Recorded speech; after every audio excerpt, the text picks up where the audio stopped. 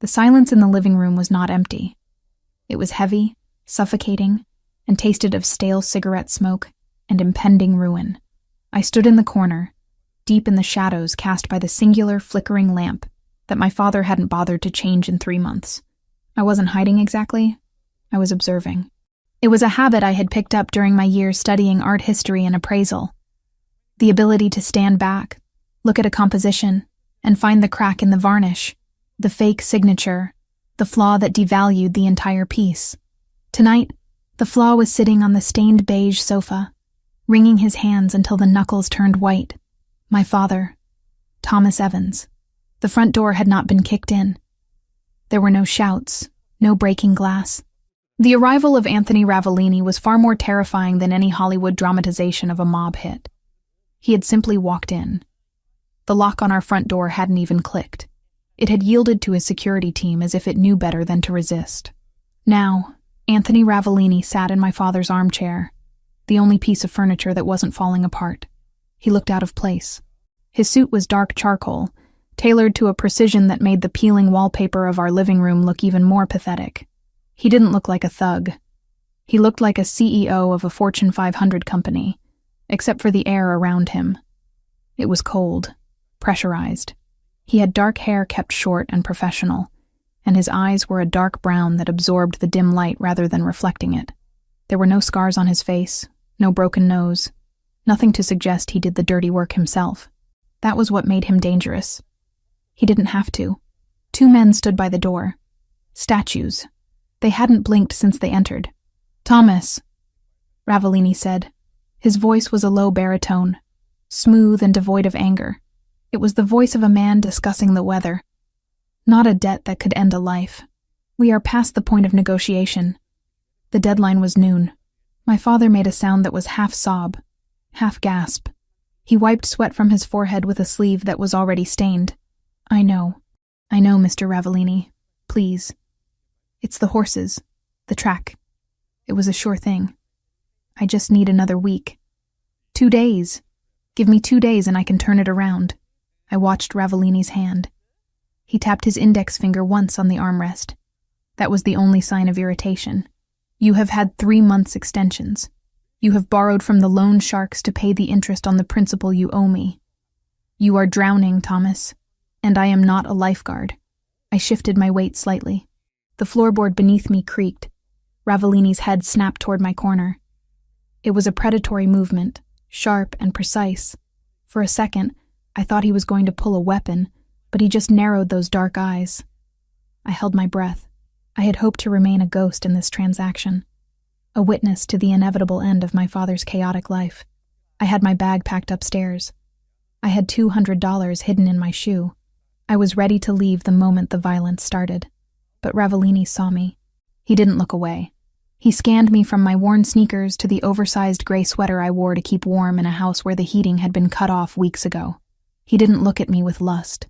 He looked at me the way I looked at a vase at an estate sale, checking for provenance, durability, and value. "Who is that?" Ravellini asked, not taking his eyes off me. My father turned, seeming to remember for the first time that I existed. "That? That's just Lucia, my daughter. She lives here?" Yes. She helps around. She's a good girl." My father's voice took on a frantic, desperate pitch. I saw the gears turning in his addict brain. He was looking for an angle, a lifeline, anything to stop the bullet he was sure was coming. Ravellini looked back at my father. "You owe me $400,000, Thomas. You have no assets. This house is mortgaged to the hilt and rotting from the inside out.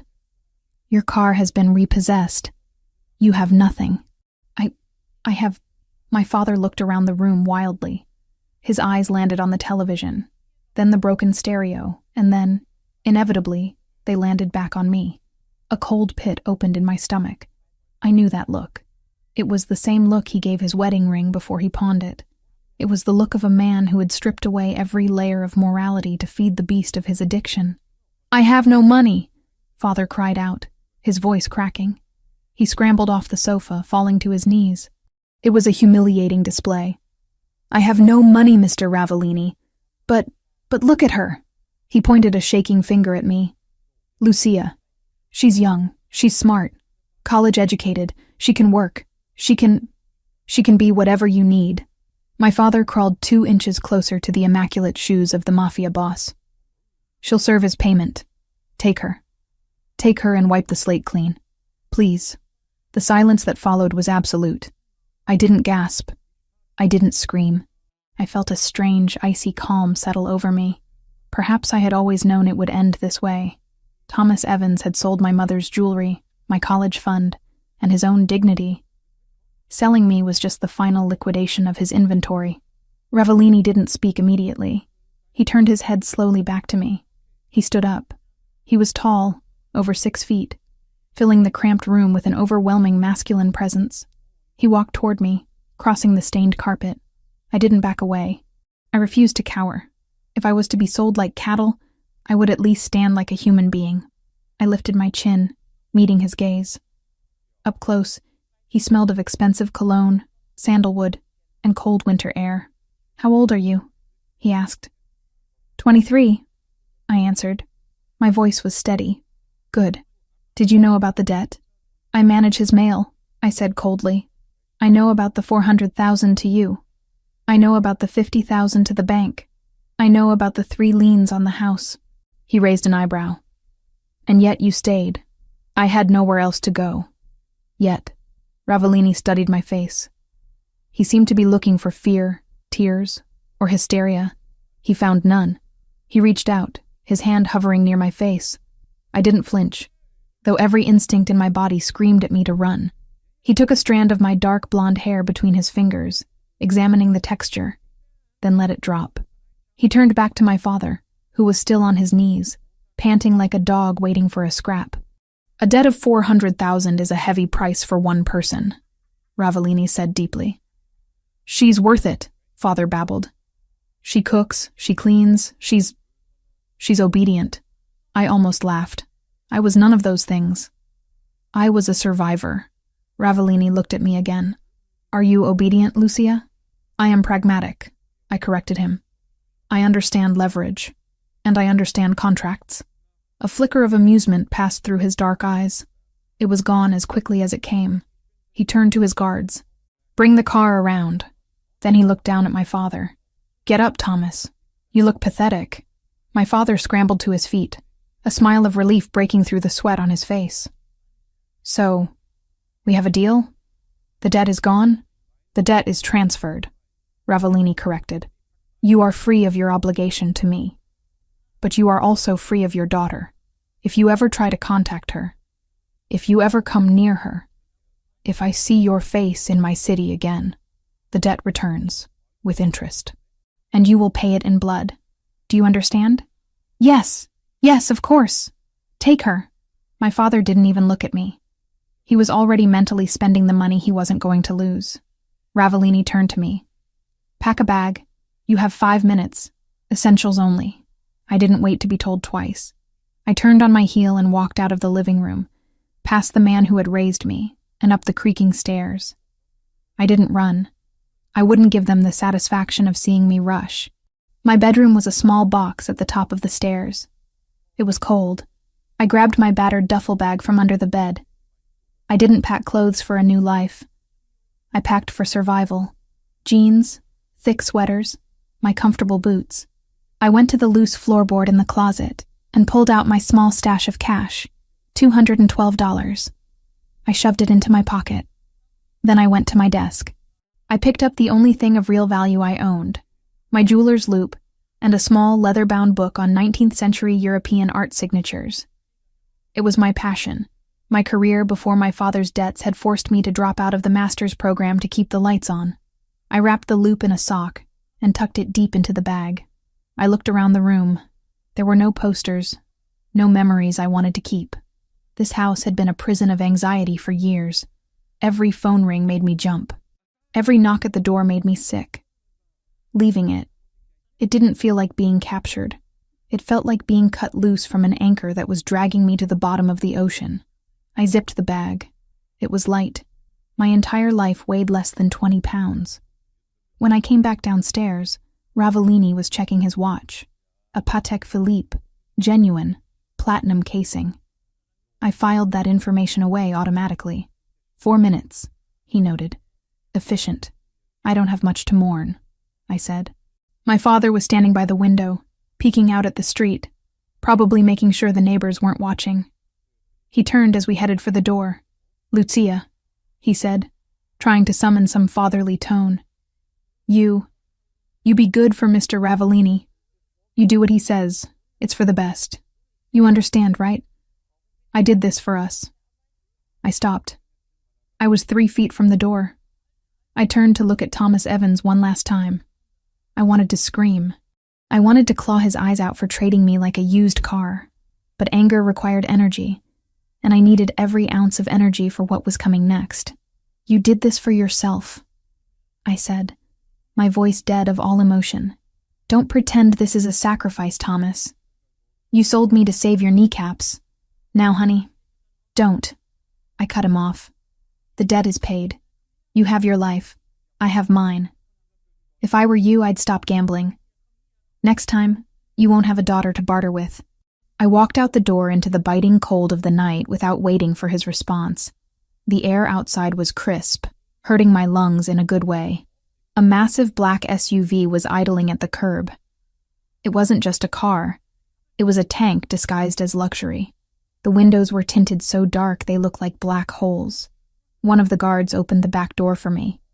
I climbed in. The interior was a shock to the system. Cream leather, soft ambient lighting, and warmth that seeped into my bones immediately. It smelled of new leather and safety. Ravellini slid in beside me. The door closed with a heavy thud, sealing out the noise of the street, the wind, and my past. The lock engaged with a decisive click. As the car pulled away, merging smoothly into the traffic, the silence stretched between us. I kept my bag on my lap, hugging it against my chest like a shield. I looked out the window, watching the neighborhood I had grown up in blur into streaks of light. We were leaving the slums and heading toward the city skyline that glowed in the distance like a promised land. We need to establish the ground rules, Ravellini said. He didn't look at me. He was scrolling through something on a tablet that he had pulled from the seat pocket. I assume I don't get a vote, I said. You assume correctly. He locked the tablet screen and placed it down. He turned his body slightly toward me, dominating the space.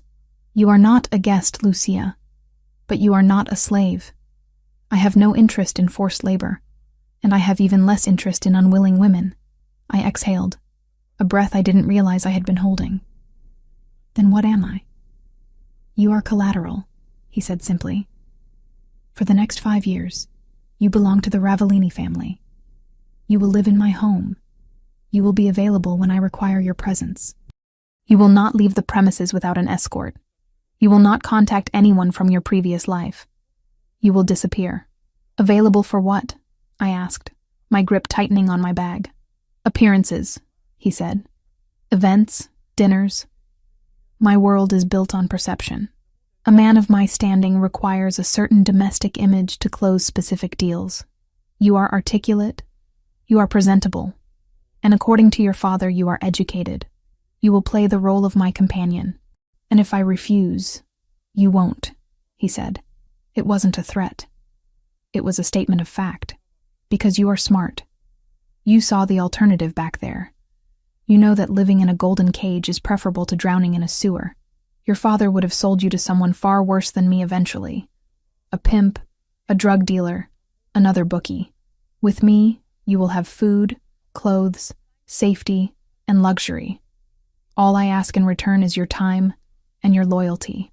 5 years, I repeated. 5 years.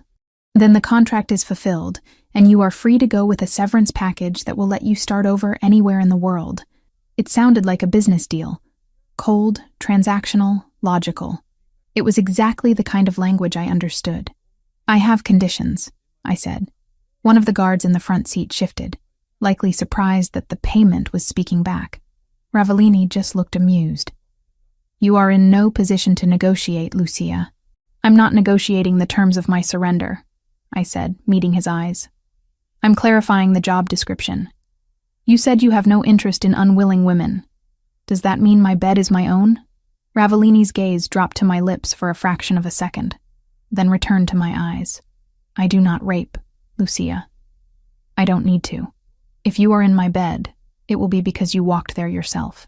Then I won't be in your bed, I said sharply.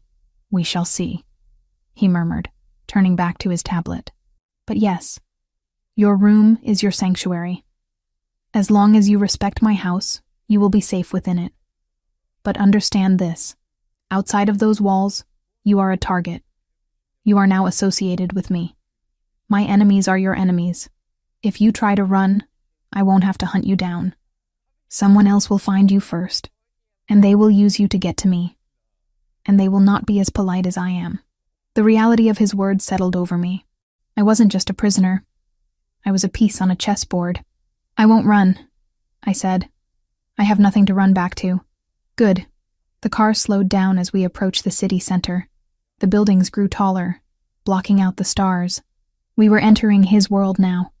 The world of steel, glass, and blood. I looked at the profile of the man who now owned the next 5 years of my life. He was terrifying, yes. But looking at the clean line of his jaw and the calm intelligence in his eyes, I realized something strange. For the first time in 10 years, I wasn't wondering where my next meal was coming from. I wasn't wondering if the electricity would be cut off. The fear of the unknown was there, but the fear of poverty, the grinding, humiliating fear that had defined my existence, was gone.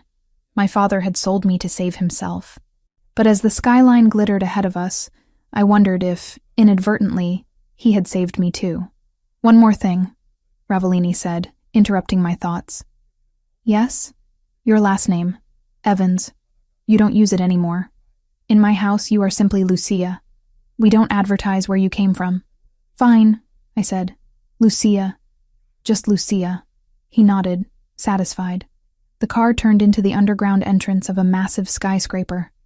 The gates opened automatically, swallowing us into the belly of the building. Welcome home, Lucia, Anthony Ravellini said. As the darkness of the garage enveloped the car, I realized the irony. I had lost my freedom, but I had gained a future. It was a dangerous, twisted future, but it was mine to navigate. I loosened my grip on the duffel bag. My hands were steady. The game had begun. The elevator ride to the penthouse took exactly 45 seconds. I counted them, watching the digital numbers climb higher and higher, leaving the grid of the street level far below. With every floor that passed, the air pressure changed slightly. A physical reminder that I was ascending into a stratosphere I had no business occupying. Anthony Ravellini stood beside me, silent and still. He didn't fidget. He didn't check his phone. He simply existed in the space, consuming the oxygen, radiating a kind of calm authority that was more terrifying than any shout. When the doors slid open with a soft chime, I stepped into a world that felt less like a home and more like a fortress of solitude carved from glass and steel. The entryway was vast, paved in dark marble that reflected the recessed lighting like a black frozen lake. Floor-to-ceiling windows lined the far wall, offering a panoramic view of the city skyline.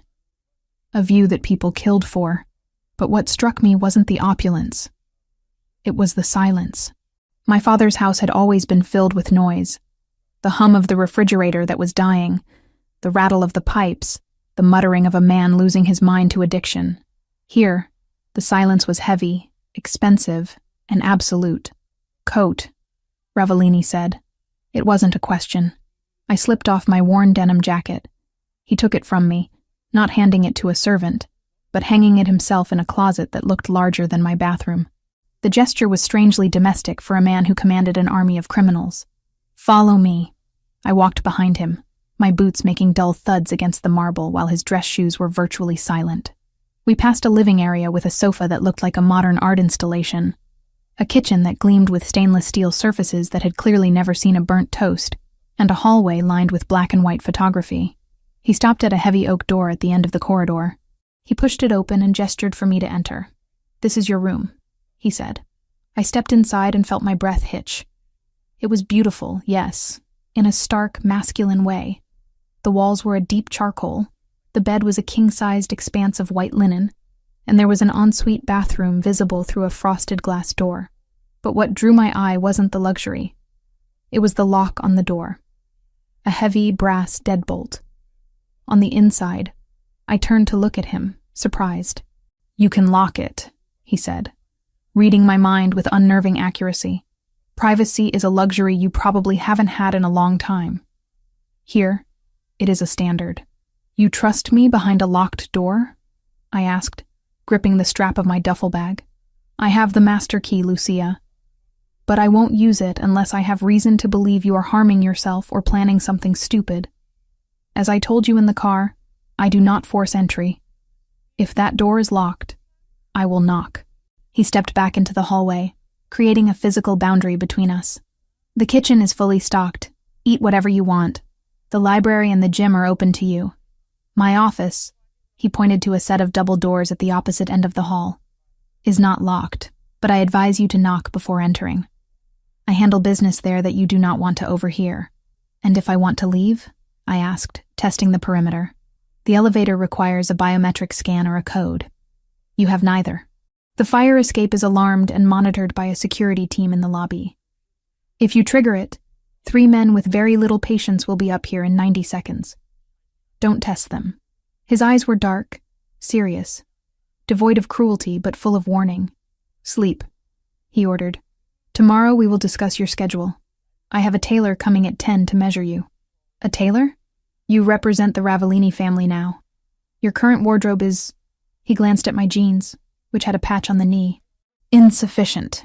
With that, he turned and walked away. I watched him disappear into the shadows of the living room, then I closed the door. I turned the lock. The click of the deadbolt sliding into place was the loudest sound I had heard all night. I didn't unpack immediately. I sat on the edge of the bed, the mattress sinking perfectly under my weight, supporting me in a way I wasn't used to. I looked around the room. It was warm. The thermostat on the wall read 72 degrees. For the first time in 3 winters, I didn't have to sleep in 2 hoodies. I went into the bathroom. The shower was a waterfall style, enclosed in glass. I turned the handle, and hot water, instantly hot, not lukewarm after 10 minutes of running, poured out. I stripped off my clothes, the layers of grime and stress from the confrontation at my father's house peeling away. I stood under the spray for a long time, watching the steam rise. I should have been crying. I should have been terrified. I was a prisoner in a high-rise tower, owned by a mob boss. But as the hot water hit my skin, all I felt was a profound, exhaustion-fueled relief. The debt collectors weren't coming here. The phone wasn't going to ring with threats. For the next 5 years, I was a bird in a cage. Yes. But the cage was bulletproof, and the hawk guarding it was the most dangerous predator in the sky. I dried off with a towel that was thicker than my winter coat and climbed into the bed. I thought I would lie awake for hours, plotting my escape or analyzing my fate. But the moment my head hit the pillow, my body shut down. It recognized safety, even if my mind hadn't accepted it yet. I slept dreamlessly, a deep, comatose slumber that belonged to the dead or the saved. I woke up to light streaming through the blackout curtains I had failed to close completely. The clock on the bedside table read 8:30 a.m. Panic flared for a microsecond. I was late for work, late for the shift at the antique shop that paid me under the table.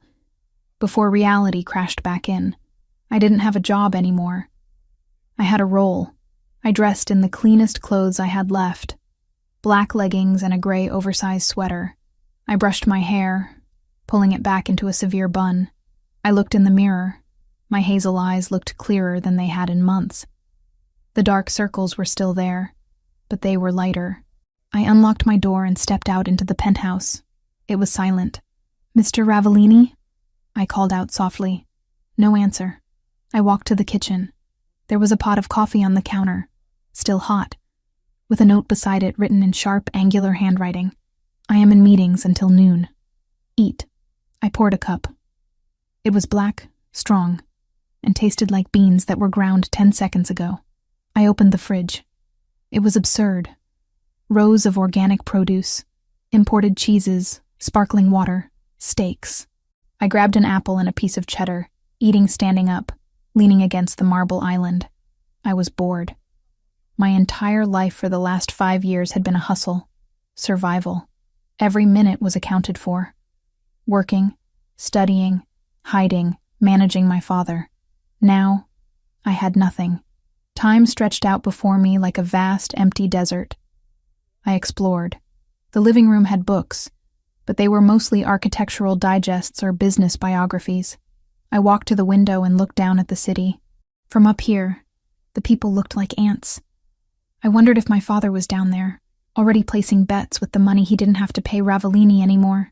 The thought made my stomach turn, so I pushed it away. I found myself drawn to the double doors at the end of the hall. The office.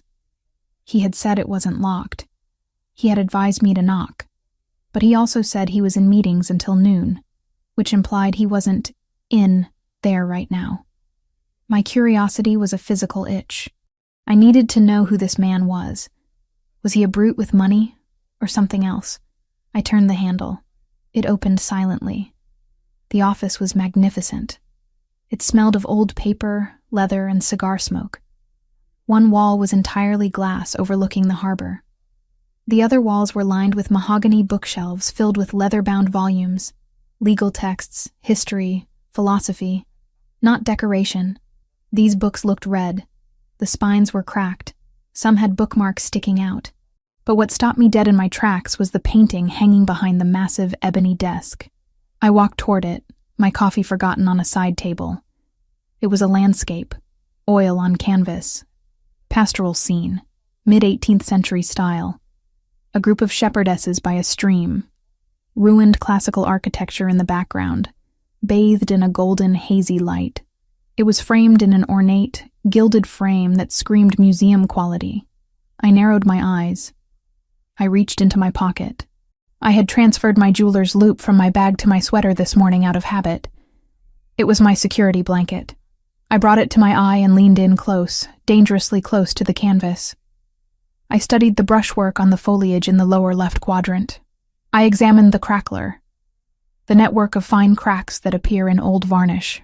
It's wrong, I whispered to myself. The technique was good, exceptional even. It mimicked the layering of the French Rococo masters perfectly.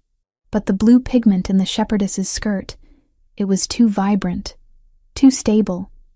In a painting of this age, the lapis lazuli would have degraded slightly, or the binding medium would have yellowed it to a distinct greenish hue. This blue was punching me in the face, and the signature in the corner.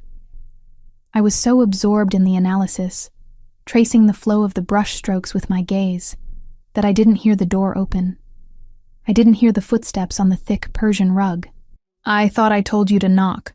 The voice was low, vibrating through the room like a bass note. I froze. I didn't jump, but my heart hammered a frantic rhythm against my ribs. I straightened up slowly, turning to face him. Anthony Ravellini stood in the doorway. He wasn't wearing his suit jacket. His white dress shirt was unbuttoned at the collar, sleeves rolled up to his elbows, revealing forearms that were thick with muscle and dusted with dark hair. He looked less like a CEO now and more like a man who had been strangling problems all morning. He didn't look angry. He looked assessing. He walked toward me, closing the distance until he was standing behind his desk, and I was standing in front of it, like a naughty schoolgirl called to the principal's office. I apologize, I said, keeping my voice steady. The door was open. I was curious. Curiosity killed the cat, Lucia, but satisfaction brought it back. I countered instinctively. His eyes narrowed slightly. He looked at the painting, then back at me. He noticed the jeweler's loop clutched in my hand. "What are you doing?" he asked. "Searching for a safe behind the canvas?" "No, I was looking at the pigment." "The pigment?" He crossed his arms over his chest. The biceps strained against the white fabric. "And what did the pigment tell you?" I hesitated. This was a man who prided himself on control, on perfection. Telling him he had been duped might not be the smartest survival strategy, but lying to him felt more dangerous. He was a man who smelled deceit. "It told me that you overpaid," I said. The silence that followed was thick. Anthony didn't blink. "Explain." I took a breath and stepped back toward the painting, pointing with the hand that held the loop. "This is supposed to be a Fragonard, correct? Or at least a rigorous imitation from his workshop. It was sold to me as a Fragonard." Authenticated by 2 experts in London. Your experts are either incompetent or on the payroll of the seller, I said. Look here. I pointed to the blue skirt of the central figure. The blue is consistent with synthetic ultramarine. That wasn't invented until 1826. Fragonard died in 1806. Unless he was a time traveler, he didn't paint this. Anthony walked around the desk. He came to stand right beside me. He was close enough that I could feel the heat radiating off him. He wasn't looking at me. He was looking where I pointed. Go on, he said softly. The crackler. I continued, my professional confidence overriding my fear. See this pattern? It's uniform. Too uniform. Natural aging cracks are random, influenced by the wooden stretcher bars and humidity changes. These cracks look like they were induced by baking the canvas or using a chemical crackle varnish. And the brushwork here. I hovered my finger over the trees. It's too hesitant. The master painted with speed, with confidence. This artist was copying. They were careful. You can see where they lifted the brush to check their work against the original. I lowered my hand and looked up at him. He was staring at the painting with a look of intense concentration. It's a fake, I concluded. A very expensive, very beautiful fake. Probably late 19th century. Worth maybe $10,000 as a decorative piece. Not the $2 million you likely paid for it. Anthony turned his head slowly to look at me. His dark eyes drilled into mine, stripping away my defenses. I expected anger. I expected him to yell at me for insulting his possession. Instead, a slow, dangerous smile curved his lips. It wasn't a nice smile. It was the smile of a wolf that just realized the rabbit has teeth. You studied art? He asked. Art history and appraisal, I said. I was 2 semesters away from my master's when the money ran out. And you kept the loop. Tools of the trade. You don't throw them away just because you lose the workshop. He reached out and took the loop from my hand. His fingers brushed mine. Rough skin against smooth. A jolt of electricity shot up my arm, startling in its intensity. He held the small glass up to his own eye and looked at the blue paint I had indicated. Synthetic ultramarine. He muttered. French Guillemet, 1826. He lowered the loop and handed it back to me. My experts in London are going to have a very bad day tomorrow. He walked back around his desk and sat down in the massive leather chair. He looked at me differently now. The dismissive air from the night before, the attitude of a man dealing with a piece of luggage, was gone. He was looking at me like I was a puzzle he hadn't solved yet. I thought I bought a pretty face to hang on my arm, he said, his voice thoughtful. A distraction. Collateral to keep a gambler in line. I told you, I said, putting the loop back in my pocket.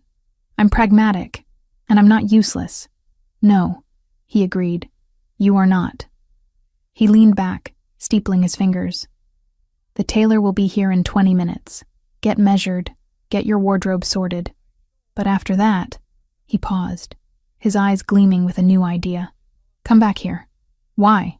Because I have a warehouse full of assets that I acquired through various debt settlements. Paintings, sculptures, antiques. I use them to move capital across borders. But if I am moving fakes, I am vulnerable. He gestured to the empty chair opposite his desk. You wanted to know your role, Lucia. Sit down. I didn't move immediately. Does this mean the contract changes? The contract stands, he said firmly. You are still mine for 5 years. But how you spend those 5 years, that is negotiable. You can be a decoration, Lucia, or you can be an asset. The choice is yours. I looked at the chair. It was leather, high-backed, equal in height to his. If I sat there, I wasn't just a victim anymore. I was a collaborator. I would be helping a mob boss optimize his money laundering. It was illegal. It was dangerous. It was everything I had been raised to avoid. But looking at Anthony Ravellini, at the intelligence in his eyes, the challenge in his posture, I realized something terrifying. I didn't want to go back to my room and hide. I didn't want to be safe and bored. I wanted to sit in that chair. I walked forward and pulled the leather chair out. The sound of it scraping against the rug was the only noise in the room. I sat down, crossing my legs, and placed my hands on the mahogany desk. I charge a consultation fee, I said. Anthony threw his head back and laughed. A rich, deep sound that seemed to startle the dust motes in the air. It was the first time I had seen him look truly human. "We'll discuss your fee," he said, his eyes locking onto mine with a heat that had nothing to do with art. "Now, tell me about the varnish on that degas in the hallway." I smiled. A small, sharp thing. "It's not a degas. It's a school of Paris imitation. And a bad one." The game had changed. I wasn't just surviving anymore. I was playing. And for the first time in my life, I held cards that actually mattered. The cage was still there, but the door was wide open, and the hawk was inviting me to fly. "Tell me everything," Anthony commanded. And I did. 3 weeks had passed since I traded the peeling wallpaper of my father's living room for the panoramic views of Anthony Ravellini's penthouse. 3 weeks of silence, luxury, and a strange, exhilarating kind of work. The transition from captive to consultant had been seamless, almost terrifyingly so. I wasn't scrubbing floors or serving drinks. I was doing exactly what I had been trained to do in university, only the stakes were no longer grades or academic approval. They were millions of dollars in illicit capital. I sat at the mahogany desk in the library, a space that had quickly become my command center. Spread out before me were photographs, provenance documents, and shipping manifests. Anthony had given me access to the dead inventory, a collection of art and antiques acquired by the family over the last decade as payments for debts. Most of it was garbage. Gaudy statues, replicas sold to idiots, paintings by up-and-coming artists who never came up. But hidden in the pile were gems, and my job was to separate the wheat from the chaff, and more importantly, to identify the high-quality fakes that could be passed off as originals to less discerning buyers in the European black market. I picked up a file on a set of Ming Dynasty vases. My loupe was already in my hand. I didn't need to look hard to see the modern kiln marks on the base in the photograph. Fake. But good fakes. Trash? The voice came from the doorway. I didn't flinch. I had learned the rhythm of Anthony's footsteps. Heavy, deliberate, rhythmic. I looked up. Anthony was leaning against the doorframe, watching me. The late afternoon sun cast long shadows across the Persian rug, but he seemed to absorb the light rather than reflect it. He was wearing a navy suit today, the jacket unbuttoned, his tie slightly loosened. He looked tired, but his eyes were sharp. "Not trash," I corrected, tapping the photo. "Deceptive. These vases are late 20th century reproductions. The glaze is too consistent. But to an untrained eye, say, a drug runner in Miami looking to park some cash, they're worth 50 grand. To a museum, they're worth $50. Anthony walked into the room, stopping at the edge of the desk. He picked up the photo, studying it with that intensity that made me feel like he was dissecting the paper itself. "So we sell them to Miami," he concluded. "Market them as recovered heritage items," I suggested, keeping my voice professional. "Add a fake certificate of authenticity from a defunct Hong Kong gallery. I can draft one up by tonight, and you can ask for 80,000. A small smile touched his lips. It wasn't a nice smile, but it was an approving one. "You are dangerous, Lucia." "I'm efficient," I replied, closing the file. "You were losing money storing this junk. Now you're liquidating it. That's just good business." "It is," he agreed. He dropped the photo back onto the desk. "Finish up here. We have a dinner tonight." I paused. In the last 3 weeks, I hadn't left the penthouse. I had been perfectly content in my gilded tower, ordering room service and diving into art fraud. The outside world was where my father was. The outside world was where the O'Sullivan family operated. I wasn't eager to return to it. "A dinner?" I asked, keeping my tone neutral. "A business meeting. High level. My capos and a few associates from the West Coast. We are finalizing a distribution route, and you need me there because you are the face of my legitimacy," Anthony said. He walked around the desk, invading my personal space. He didn't touch me, but his proximity was a physical weight. "I am not just a thug with a gun, Lucia. I am a businessman. A man who appreciates culture. You are the proof of that. You are the beautiful, educated woman on my arm who discusses art and history while I discuss percentages and territory. You soften the edge. I'm a prop, I said flatly. You are armor, he corrected. Distraction is a weapon. If they are looking at you, they aren't looking at my hands. He reached into his jacket pocket and pulled out a small velvet box. He placed it on the desk in front of me. Wear these. The dress has been delivered to your room. I stared at the box. I have clothes. You have sweaters and jeans, he said dismissively. Tonight requires something else. Be ready in an hour. And Lucia? I looked up at him. This isn't a request. He turned and left the library, leaving me alone with the silence and the velvet box. I opened it. Inside lay a pair of diamond drop earrings. They were simple, elegant, and undoubtedly real. I stared at the faceting of the stones. Flawless. D-color. Probably 3 carats each.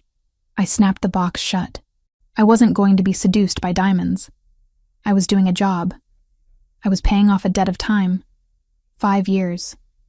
I just had to survive 5 years of dinners, fakes, and Anthony Ravellini. I went to my room. The dress was hanging on the wardrobe door. I stopped in my tracks. I had expected black. Safe, classic black. Or maybe red, the color of a cliché. But the silk flowing from the hanger was neither. It was a deep, rich burgundy, the color of oxidized blood, of heavy wine, of crushed velvet in an old theater.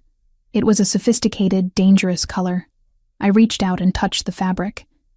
It was heavy silk satin, cool to the touch. I stripped off my work clothes and stepped into it. The dress fit as if it had been sewn onto my skin. It had a high neck, deceptive in its modesty, but the back plunged low, exposing my spine. It clung to my hips and pooled slightly at the floor. I sat at the vanity and did my hair, pulling it into a sleek, low chignon. I put on the earrings. They caught the light, framing my face in cold fire. I applied lipstick, a dark berry shade that matched the dress. When I looked in the mirror, I didn't see Lucia Evans, the girl who hid from debt collectors. I saw a woman who looked like she belonged in a palace, or a war room. I looked formidable. I walked out into the living room exactly an hour later. Anthony was waiting by the window, looking out at the city. He turned when he heard my heels on the marble. He stopped. His eyes swept over me, starting from my shoes and traveling slowly up to my face. He didn't leer. He didn't look at me with hungry animal lust. He looked at me with a profound, terrifying appreciation. Burgundy, he said quietly. It suits you better than black. It's a bold choice, I said, my voice steady despite the way my heart hammered against my ribs. We are not hiding tonight, he said. He walked over and offered me his arm. Shall we? I took his arm. His muscles were hard as granite beneath the fine wool of his suit. Lead the way, Mr. Ravellini. Anthony, he corrected. Tonight you call me Anthony. The restaurant was called Il Silenzio. It was one of those places that didn't have a sign out front, just a heavy wooden door and a bouncer who looked like he ate concrete for breakfast. Inside, the atmosphere was thick with cigar smoke and the scent of truffle oil. It was dimly lit, the walls lined with dark wood paneling. The other diners were men in expensive suits, talking in hushed tones. There were very few women. Anthony guided me to a private room in the back. The air in the room changed instantly. It was cooler, sharper. A large round table dominated the space. 5 men were already seated. They all stood up when Anthony entered. Don Ravellini, one of them greeted, bowing his head slightly. Gentlemen, Anthony replied. He didn't bow back. He guided me to the chair to his right and waited for me to sit before taking his own seat. The men sat down. I scanned the table. I recognized 2 of them from the files I had seen in the office. Associates from the West Coast. But the man sitting directly across from me was new. He was older, perhaps 50, with a face that looked like it had been carved out of aggressive meat. His skin was flushed, his eyes watery and bloodshot. He had a glass of whiskey in front of him that was already half empty. Who's the bird, Anthony? The man asked, his voice grating and loud. I thought this was a business dinner, not a date night. Anthony poured himself a glass of water. He didn't look at the man. This is Lucia. She is my consultant. Consultant? The man laughed, a wet, ugly sound. Is that what we're calling them now? In my day, we just called them whores. The silence that fell over the table was instant and absolute. The other men looked down at their plates or adjusted their cufflinks. Insulting the boss's companion was suicide. Anthony stopped pouring.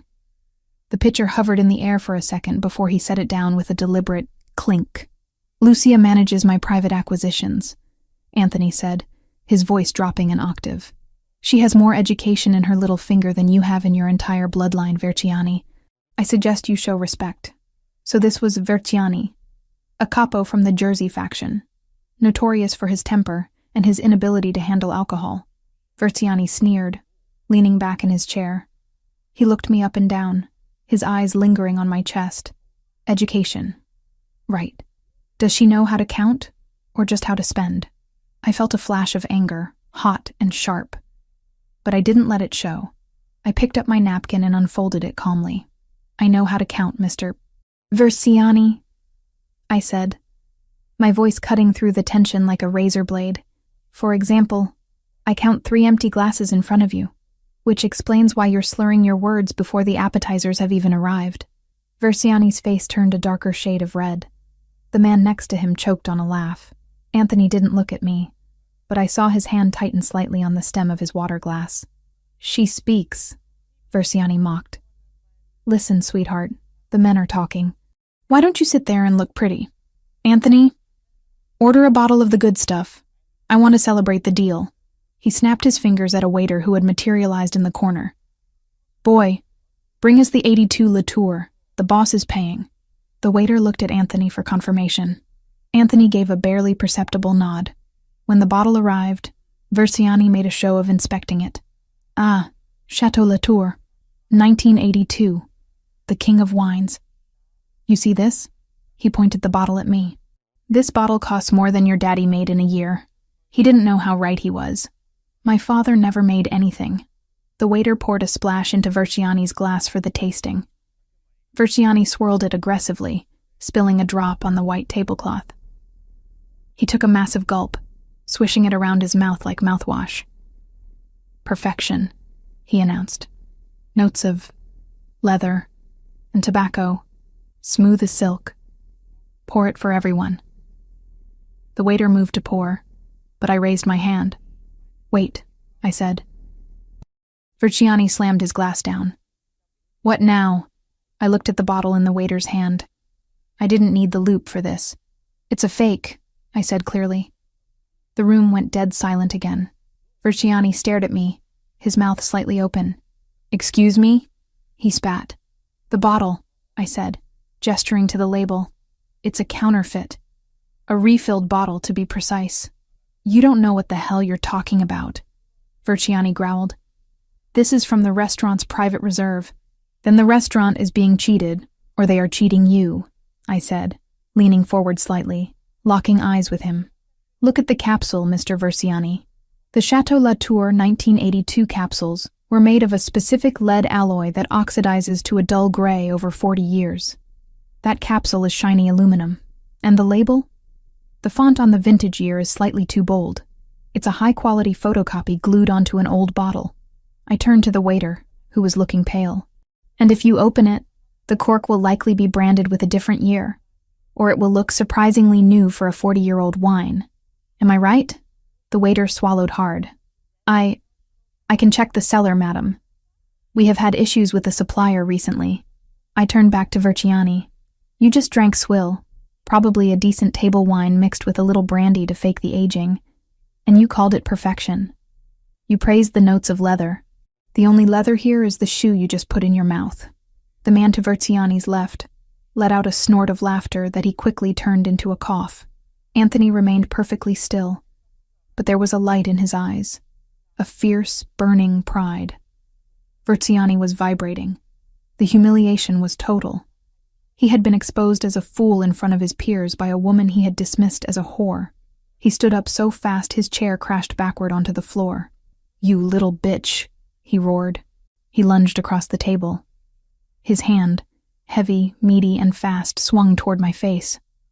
I didn't have time to move. I flinched, bracing for the impact, closing my eyes. But the blow never landed. There was a dull thud of flesh hitting flesh, but not mine. I opened my eyes. Anthony was standing. He had moved with a speed that defied physics.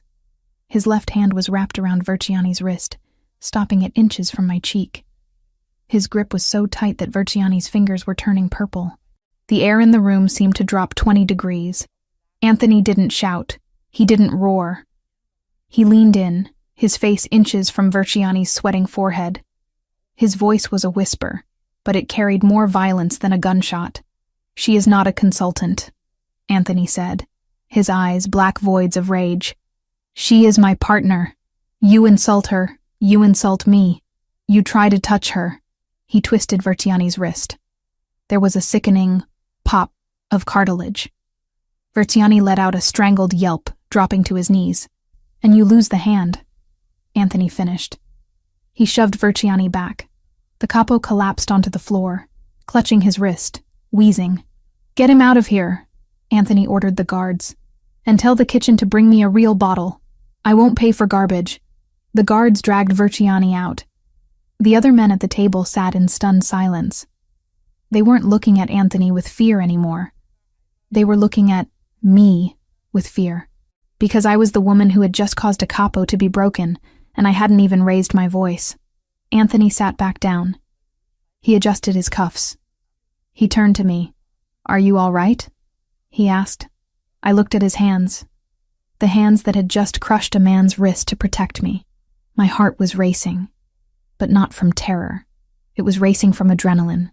"I'm fine," I said. My voice was surprisingly steady. "But he really does have terrible taste in wine." Anthony looked at me for a long moment. Then he started to laugh. It was a low, dark sound. "Yes," he said. "He does." The rest of the dinner passed in a blur. The men treated me like royalty. They asked my opinion on the food, the decor, the business. I played the part.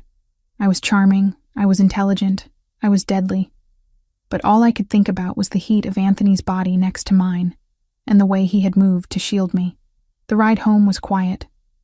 The city lights streaked past the tinted windows of the SUV. The partition was up, separating us from the driver. I sat in the corner of the seat, watching the rain start to streak against the glass. The adrenaline was fading, leaving behind a shaky exhaustion. I felt a hand on mine. I looked down. Anthony's hand was covering mine on the leather seat. His skin was warm. "You're shaking," he said. "Just a little," I admitted. I've never been the cause of violence before." "You weren't the cause," he said firmly. His ego was the cause. "You were just the mirror that showed him how ugly he is." He squeezed my hand. "You did well tonight, Lucia. Better than well. You commanded that room. I just pointed out a fake label. No. You stood your ground. Most people crumble when a man like Verciani barks. You bit back." He turned his body toward me. The streetlights flickered across his face, illuminating the sharp angles of his cheekbones and the depth of his eyes. "I told you I protect what I value," he said softly. "And am I valuable?" I asked, the question slipping out before I could stop it. "Or am I just a useful asset for spotting fake wine?" Anthony released my hand and reached up. He brushed his knuckles against my cheek, right where Verciani would have struck me. The touch was feather-light, a shocking contrast to the violence he had displayed an hour ago. "You are not just an asset, Lucia," he whispered. His thumb traced my lower lip. My breath hitched. The air in the car suddenly felt too thin. "An asset is replaceable. You are proving to be distinct." I stared at him. For the first time, I saw the man behind the Mafia boss title. I saw a man who was lonely at the top of his mountain. A man who was tired of being surrounded by sycophants and brutes. I saw a man who recognized a fellow survivor. I leaned into his touch, just a fraction of an inch. It was an involuntary movement, a magnetic pull. "Distinct is good," I whispered. "Distinct is dangerous," he murmured, his eyes dropping to my lips. For a second, I thought he was going to kiss me. The tension was a pulled rubber band, ready to snap. I wanted him to. God help me. I wanted the man who owned me to claim me. Not because of a contract, but because of this fire between us. But he pulled back. He withdrew his hand and straightened his tie, the mask of the Don sliding back into place. "We're home," he said, as the car turned into the garage. The moment was broken, but the energy remained. As we walked to the elevator, he didn't walk ahead of me. He walked beside me. I wasn't walking behind him anymore. Tonight had changed everything. I wasn't just the girl in the corner. I was the woman in burgundy who had brought a capo to his knees. And Anthony Ravellini was no longer just my captor. He was my partner in a dance I was just beginning to learn the steps to. I looked at my reflection in the elevator doors. The diamonds sparkled, cold and hard. But my eyes were burning. I had survived the dinner. I had survived Versiani, and looking at Anthony's profile as the doors opened to our penthouse, I realized the most dangerous thing of all. I was starting to like the view from the top, and I wasn't sure I ever wanted to come down. The invitation on the marble counter said, "The Whispering Hope Charity Gala," a name so sickly sweet it could only belong to an event run by the city's most ruthless tax evaders. It was the biggest night of the social season, a black tie affair where alliances were forged over caviar and reputations were destroyed with a whisper. For the first time in my life, I wasn't wondering how to sneak into such a world. I was expected to conquer it. I stood before the full-length mirror in my room, the silence of the penthouse wrapping around me like a second skin. The dress Anthony had commissioned for me was not merely a garment. It was a statement of war disguised as couture. It wasn't the deep burgundy of the private dinner, nor was it the safe black of a shadow. It was pale gold. The silk was liquid, cascading down my body in a way that mimicked movement, even when I was perfectly still. It caught the light of the chandelier and threw it back, softened, making my skin glow. The neckline was architectural, a sharp plunge that stopped just before indecency, held together by sheer engineering and confidence. The back was entirely open, exposing my spine to the cool air of the room. It was a dress that demanded attention. It was a dress that said I didn't need to hide in corners anymore. I adjusted the diamond drop earrings, the same ones from the dinner, and checked my reflection. The girl who had packed her life into a duffel bag under the gaze of a debt collector was gone. In her place stood a woman who knew the market value of a fake Renoir and the breaking point of a Jersey capo. A knock came at the door. 3 sharp raps. "Come in," I said, not turning away from the mirror. Anthony opened the door. He was wearing a tuxedo that fit him with lethal precision. The peak lapels were sharp enough to cut, the white shirt crisp against his tan skin. He looked like the prince of a dark kingdom, which, in many ways, he was. He stopped 2 steps into the room. I saw his reflection freeze in the glass. His dark eyes traveled up the line of the gold silk, tracing the curve of my waist, the slope of my exposed back, and finally meeting my eyes in the mirror. "Gold," he stated, his voice low. "You said we weren't hiding," I replied, turning slowly to face him. This seemed appropriate. He walked toward me, entering my personal space with the gravitational pull of a planet. He didn't touch me immediately. He let the tension build, that electric hum that had been growing between us since the night at Il Silenzio. "Appropriate is an understatement," he murmured. "You look like a trophy, Lucia. The kind men kill each other to possess." "I thought I was a partner," I challenged softly. "Tonight, you are both." He reached out, his fingers brushing the bare skin of my arm. The contact sent a jolt straight to my core, but I held his gaze. "The O'Sullivans will be there. The Russos. The heads of the 5 families. They need to see you and think that I have captured the sun. They need to believe I am so powerful I can wear gold without fearing who might try to snatch it." "Let them try," I said. The words came out with a fierceness that surprised me. Anthony smiled, a rare, genuine expression that softened the hard lines of his face. "That is the spirit. But stay close to me. The sharks are circling tonight and they smell fresh blood." "I'm not blood," I said, picking up my clutch. "I'm the hook." He chuckled, offering his arm. "Then let's go fishing." The venue was the grand ballroom of the Pierre Hotel, a cavernous space dripping with crystal and old money. The air smelled of expensive lilies, heavy perfume, and the metallic tang of chilled champagne. A string quartet played in the corner, the music barely audible over the roar of 300 wealthy people pretending to like each other. Our entrance was exactly what Anthony had orchestrated. When we stepped onto the balcony overlooking the ballroom, heads turned. The murmur of conversation didn't stop, but it shifted. The pitch changed. I felt hundreds of eyes on the gold dress, on Anthony's hand resting possessively on the small of my back. We descended the grand staircase. I didn't look down at my feet. I looked straight ahead, scanning the room as Anthony had taught me. 3:00, Anthony whispered, his lips barely moving. Senator Mitchell, in his pocket for 10 years. 7:00, Don Russo, neutral but leaning towards our side. 12:00, the O'Sullivan table. I looked. The O'Sullivan table was the center of gravity for the opposition. Seated there was Patrick O'Sullivan, a man who looked like a bulldog stuffed into a suit, surrounded by his lieutenants and their wives. The women were draped in emeralds and sapphires, their expressions tight and watchful. They look unhappy, I noted. They lost a shipment last week, Anthony said casually. Customs seized it. They think I tipped off the feds. Did you? I don't talk to the feds, Lucia, but I don't correct my enemies when they make mistakes either. We reached the floor and were immediately swarmed. For the next hour, I was the perfect diplomat. I laughed at jokes that weren't funny. I discussed the decline of neoclassical architecture with a banker who was clearly laundering money for the cartels. I charmed the wife of a judge by complimenting her hideous brooch. Through it all, Anthony was a constant presence at my side. He didn't hover, but he was always there, a hand on my elbow, a body blocking a crowded path. We moved as a unit. When I spoke, he listened with visible respect, signaling to the room that dismissing me would be a fatal error. I was enjoying myself.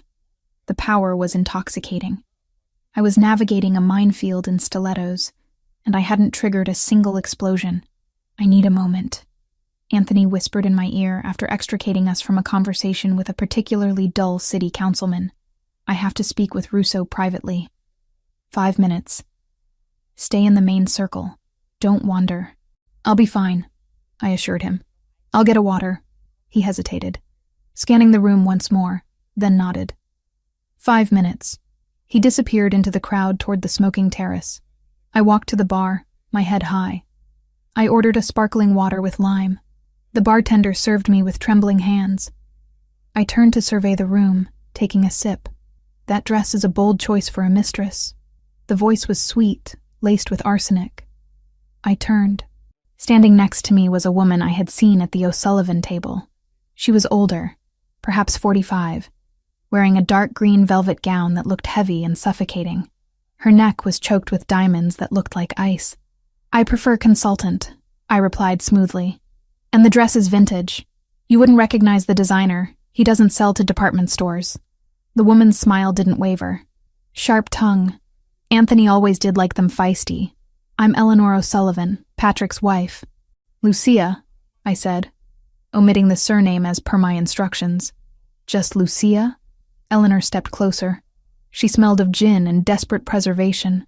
We know who you are, dear. We know exactly who you are. My grip on the crystal glass tightened. Then you have the advantage, Mrs. O'Sullivan. Because to me, you're just another wife waiting for her husband to tell her what to think. Eleanor's eyes flashed with cold malice. You think you're safe because he put you in silk? You think you're special?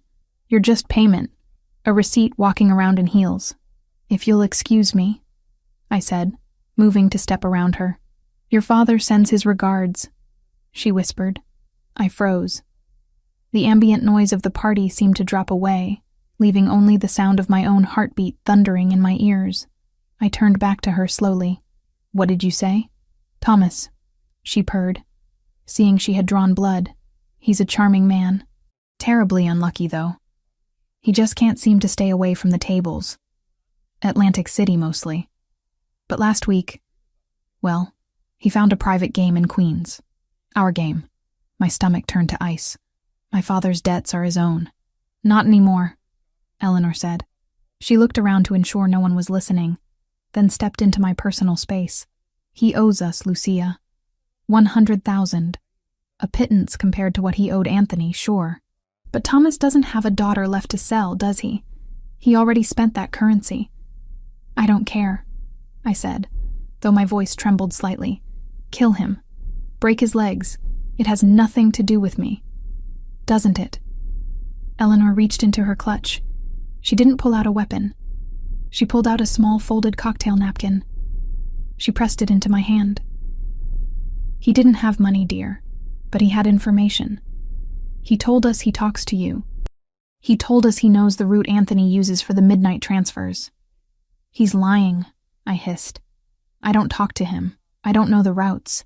But Anthony thinks you're loyal. She smiled, a horrific, triumphant expression. Thomas is selling us the schedule, Lucia. He claims he got it from you. He says you're playing the long con, that you're feeding him intel to buy his freedom. My world tilted. It was a lie. A vicious, destructive lie. But in this world, perception was reality.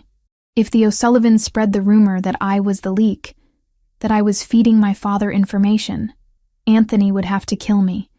He couldn't afford the weakness. Why are you telling me this? I asked, my voice barely a whisper. Because we don't want the schedule, she said, leaning in close, her breath hot on my ear. We want Anthony. You're going to confirm the route. You're going to tell us exactly when the shipment leaves the warehouse tonight. If you do, we forgive your father's debt. If you don't, well, we tell Anthony that his precious little consultant is a double agent working for her daddy, and we'll provide the proof Thomas manufactured. She patted my cheek. It took everything in me not to slap her hand away. Think about it. The ladies' room is down the hall. Meet me there in 10 minutes with the time and location. Or watch your golden life burn. She walked away, blending back into the crowd like a venomous snake sliding into the grass. I stood there, the cocktail napkin burning my palm. I unfolded it. It was a list of dates. Anthony's dates. My father hadn't just gambled money. He had gambled my life. He was framing me to save his own skin, using the O'Sullivans as the executioner. I looked across the room. Anthony was walking back from the terrace. He looked powerful, untouchable. If I told him, would he believe me? Or would the seed of doubt be enough to destroy us? The O'Sullivans were banking on my fear. They were banking on me trying to fix this alone, trying to hide the mess. I looked at the napkin again. Then I looked at Anthony. I didn't hesitate. I dropped the glass of water on the table with a clatter and walked straight toward him.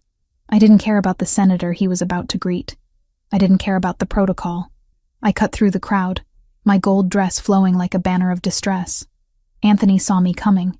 His smile vanished instantly, replaced by a look of razor-sharp alert. He stepped away from the group he was approaching and met me halfway. "Lucia?" he asked, his hand instantly finding my waist. "What happened?"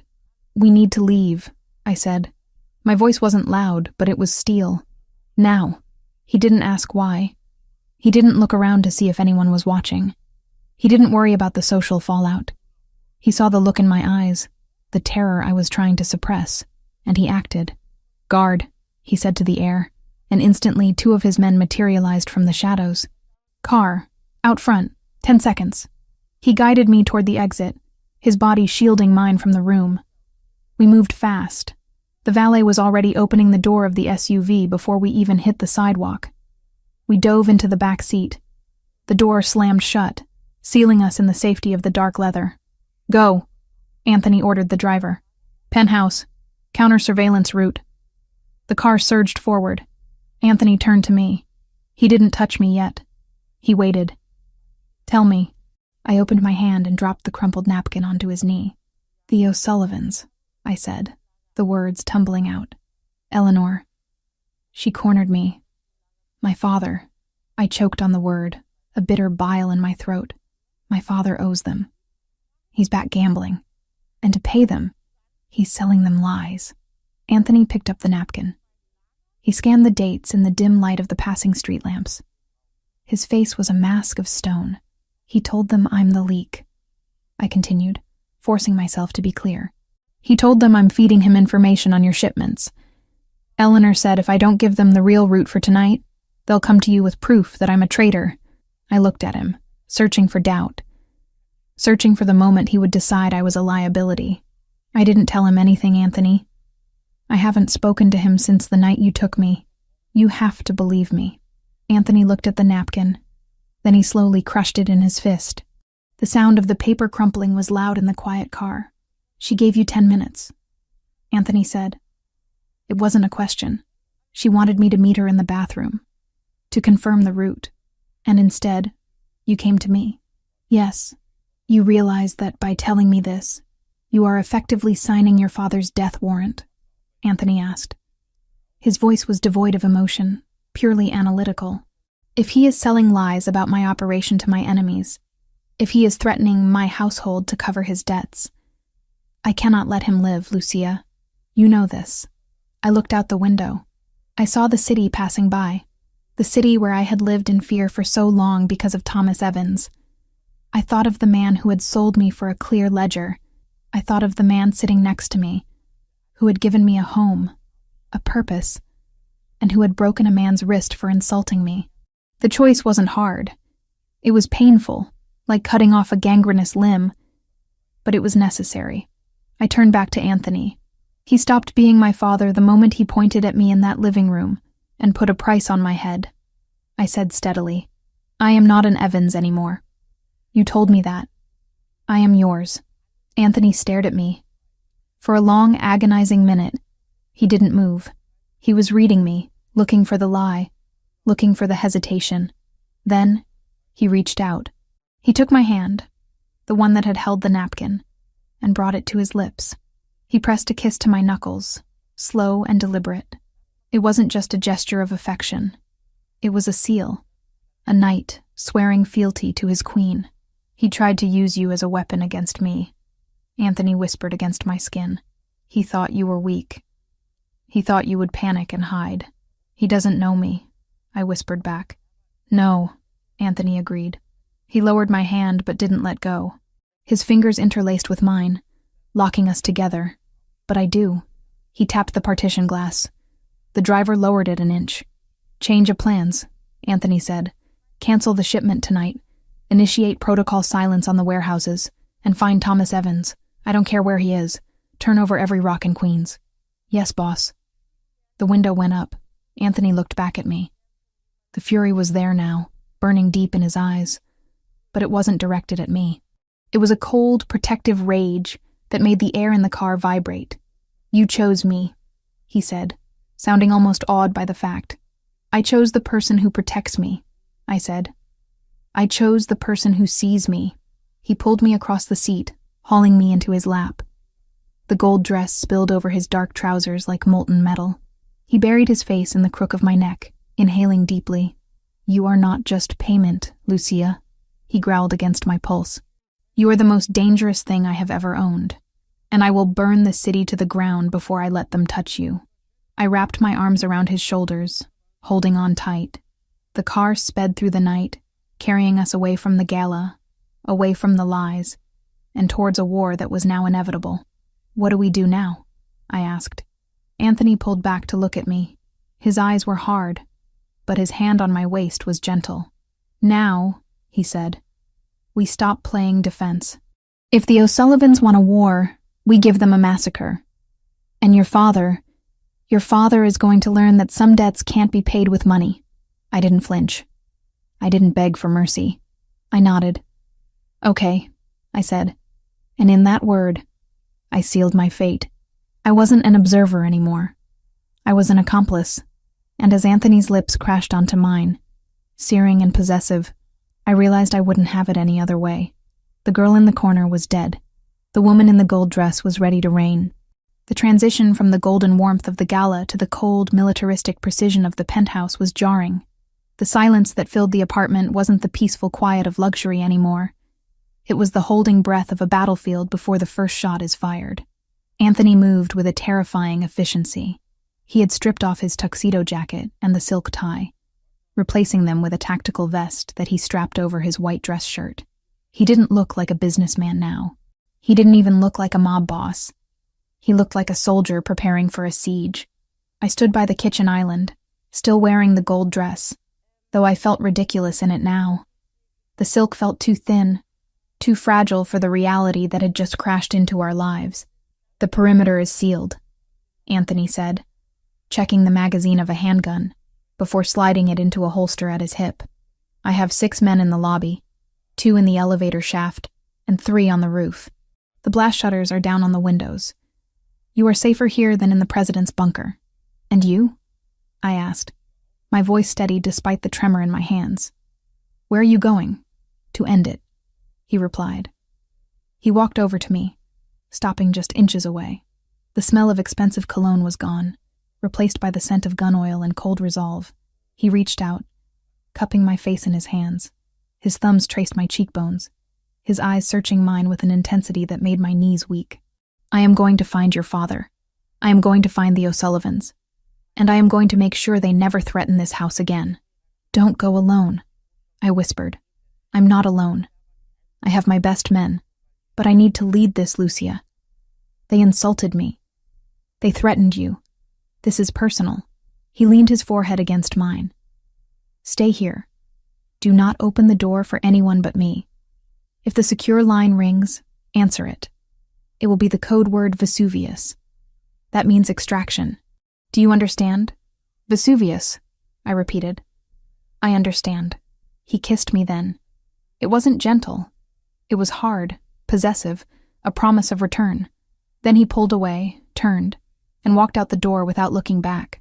The heavy lock clicked into place, sealing me inside the golden cage. I stood there for a long time, listening to the silence. I should have gone to my room. I should have taken a bath, washed off the night, and waited like a good little asset. But my mind was racing. The image of Eleanor O'Sullivan's smile, the venom in her voice when she spoke of my father, the absolute certainty that Thomas Evans was selling me out, it all churned in my stomach like acid. I couldn't just sit. I went to my room and stripped off the gold dress, letting it pool on the floor like shed skin. I pulled on black jeans, heavy boots, and a dark cashmere sweater. I needed to feel armored. Then, I went to the bottom drawer of my nightstand. Taped to the underside was a burner phone. An old, cracked smartphone that had belonged to my father years ago. I had kept it not out of sentiment, but out of paranoia. When I moved in, I had swapped the SIM card for a prepaid one I'd bought with cash from the antique shop job. Anthony knew everything about me, but he didn't know about this phone. Everyone needs a secret, I had told myself. I turned it on. The screen flickered to life, the battery bar hovering at 15%. It vibrated immediately. My heart slammed against my ribs. No one had this number. No one except the emergency contact list I had set up for my father years ago in case he ended up in a hospital or a ditch. I opened the message. Sender, Dad. Time, 11:42. Lucia. I know you hate me. I know what Eleanor told you. She's lying. I'm not selling you out. I'm trying to save you. They know Anthony is coming. It's an ambush. The driver, Marco, is on their payroll. They are taking him to the shipping yards, not Queens. Pier 4, they have a sniper team waiting. Please, I messed up, but I won't let you die. Tell him. I stared at the screen, my breath catching in my throat. A trap. My mind raced, analyzing the data like I analyzed a fraudulent painting. Was it true? My father was a liar. Yes. A manipulator, absolutely. But he was also a coward. If Anthony died, the Ravellini empire would crumble, and the O'Sullivans would have no reason to keep Thomas alive. His safety depended on the balance of power. If the O'Sullivans took over, they would just kill him to tie up loose ends. His only chance of survival was chaos, or Anthony winning. The logic held. The driver? Marco. I had seen him talking to one of the O'Sullivan guards at the gala. Just a nod. I hadn't thought anything of it at the time, but now? I dialed Anthony's number on the secure house line. Beep, beep, beep. The number you have reached is not in service. Protocol silence. He had cut communications to prevent tracking. He was walking into a kill box, and he was deaf to the warning. I paced the living room floor. Panic clawed at my throat, but I forced it down. I was Lucia Evans. I was the woman who spotted a fake Chagall from across the room. I didn't panic. I solved problems. If I stayed here, Anthony would go to the shipping yards. Marco would drive him right into the crosshairs. Anthony would die. And then the O'Sullivans would come here, override the security with Marco's help, and drag me out. If I left, I stopped pacing. I looked at the message again. Pier 4. I knew Pier 4. It was an old Ravellini drop point that had been abandoned years ago. It was isolated. If I could get there, if I could get close enough to signal him, or create a distraction, but I couldn't just walk out. The guards in the lobby would stop me, unless I gave them a reason not to. I ran to the office. I grabbed a piece of heavy stationery from Anthony's desk. I wrote quickly, my handwriting sharp and angular. Protocol override. Thomas contacted me. He claims ambush at Pier 4. I have the encryption keys for the O'Sullivan accounts. The bluff. I am going to the secondary extraction point to trade for the intel. Do not follow me. Secure the perimeter. I will contact via Vesuvius channel. It was a lie, partially. But it sounded authoritative. It sounded like something the partner of Anthony Ravellini would do. I left the note on the kitchen island, right next to his espresso machine where the head of security would check during his rounds in 20 minutes. Then, I went to the service elevator. I knew the code.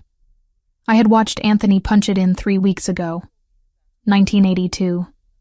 The year of the fake wine. He had a sense of humor. I punched it in. The doors slid open. I took a deep breath. I was leaving the safety of the fortress. I was walking back into the dark, but as the elevator descended, I didn't feel like a victim. I felt like a player moving a piece on the board. Getting out of the building was easier than it should have been, which should have been my first warning. I used the service exit that led into the alleyway, bypassing the main lobby guards. The night air was freezing, biting through my sweater. I didn't take one of Anthony's cars. They were all tracked. I walked 3 blocks, keeping to the shadows, my boots silent on the wet pavement. I found a taxi stand near the metro station. Queens, I told the driver, near the shipyards, and step on it. The ride was a blur of neon lights and rain-streaked windows. I gripped the burner phone so hard my knuckles turned white. Every minute felt like an hour. I kept checking the time. 12:15 a.m. Anthony would be arriving soon. The taxi dropped me off a block away from the entrance to the pier. The area was desolate. Rusted fences, piles of shipping containers, the smell of salt water and rotting wood. I paid the driver with the cash I had stashed in my boot weeks ago and waited for him to leave. I moved toward Pier 4. It was dark, the only light coming from a single floodlight buzzing overhead. I didn't see Anthony's SUV. I didn't see Marco. I crept closer, hiding behind a stack of wooden pallets. My heart was hammering so loud I was sure it echoed off the metal containers. "Dad?" I whispered, looking at the phone. "Where are you?" My phone buzzed. "Inside the warehouse, 2nd floor office. I can see the entrance. Hurry, they're setting up." I looked at the warehouse. The side door was slightly ajar. Logic told me to wait. Logic told me to wait for Anthony. But fear for the man I loved, overrode the logic. If the sniper was already set up, Anthony wouldn't even make it out of the car. I slipped through the side door. The warehouse was cavernous, filled with shadows and the sound of dripping water.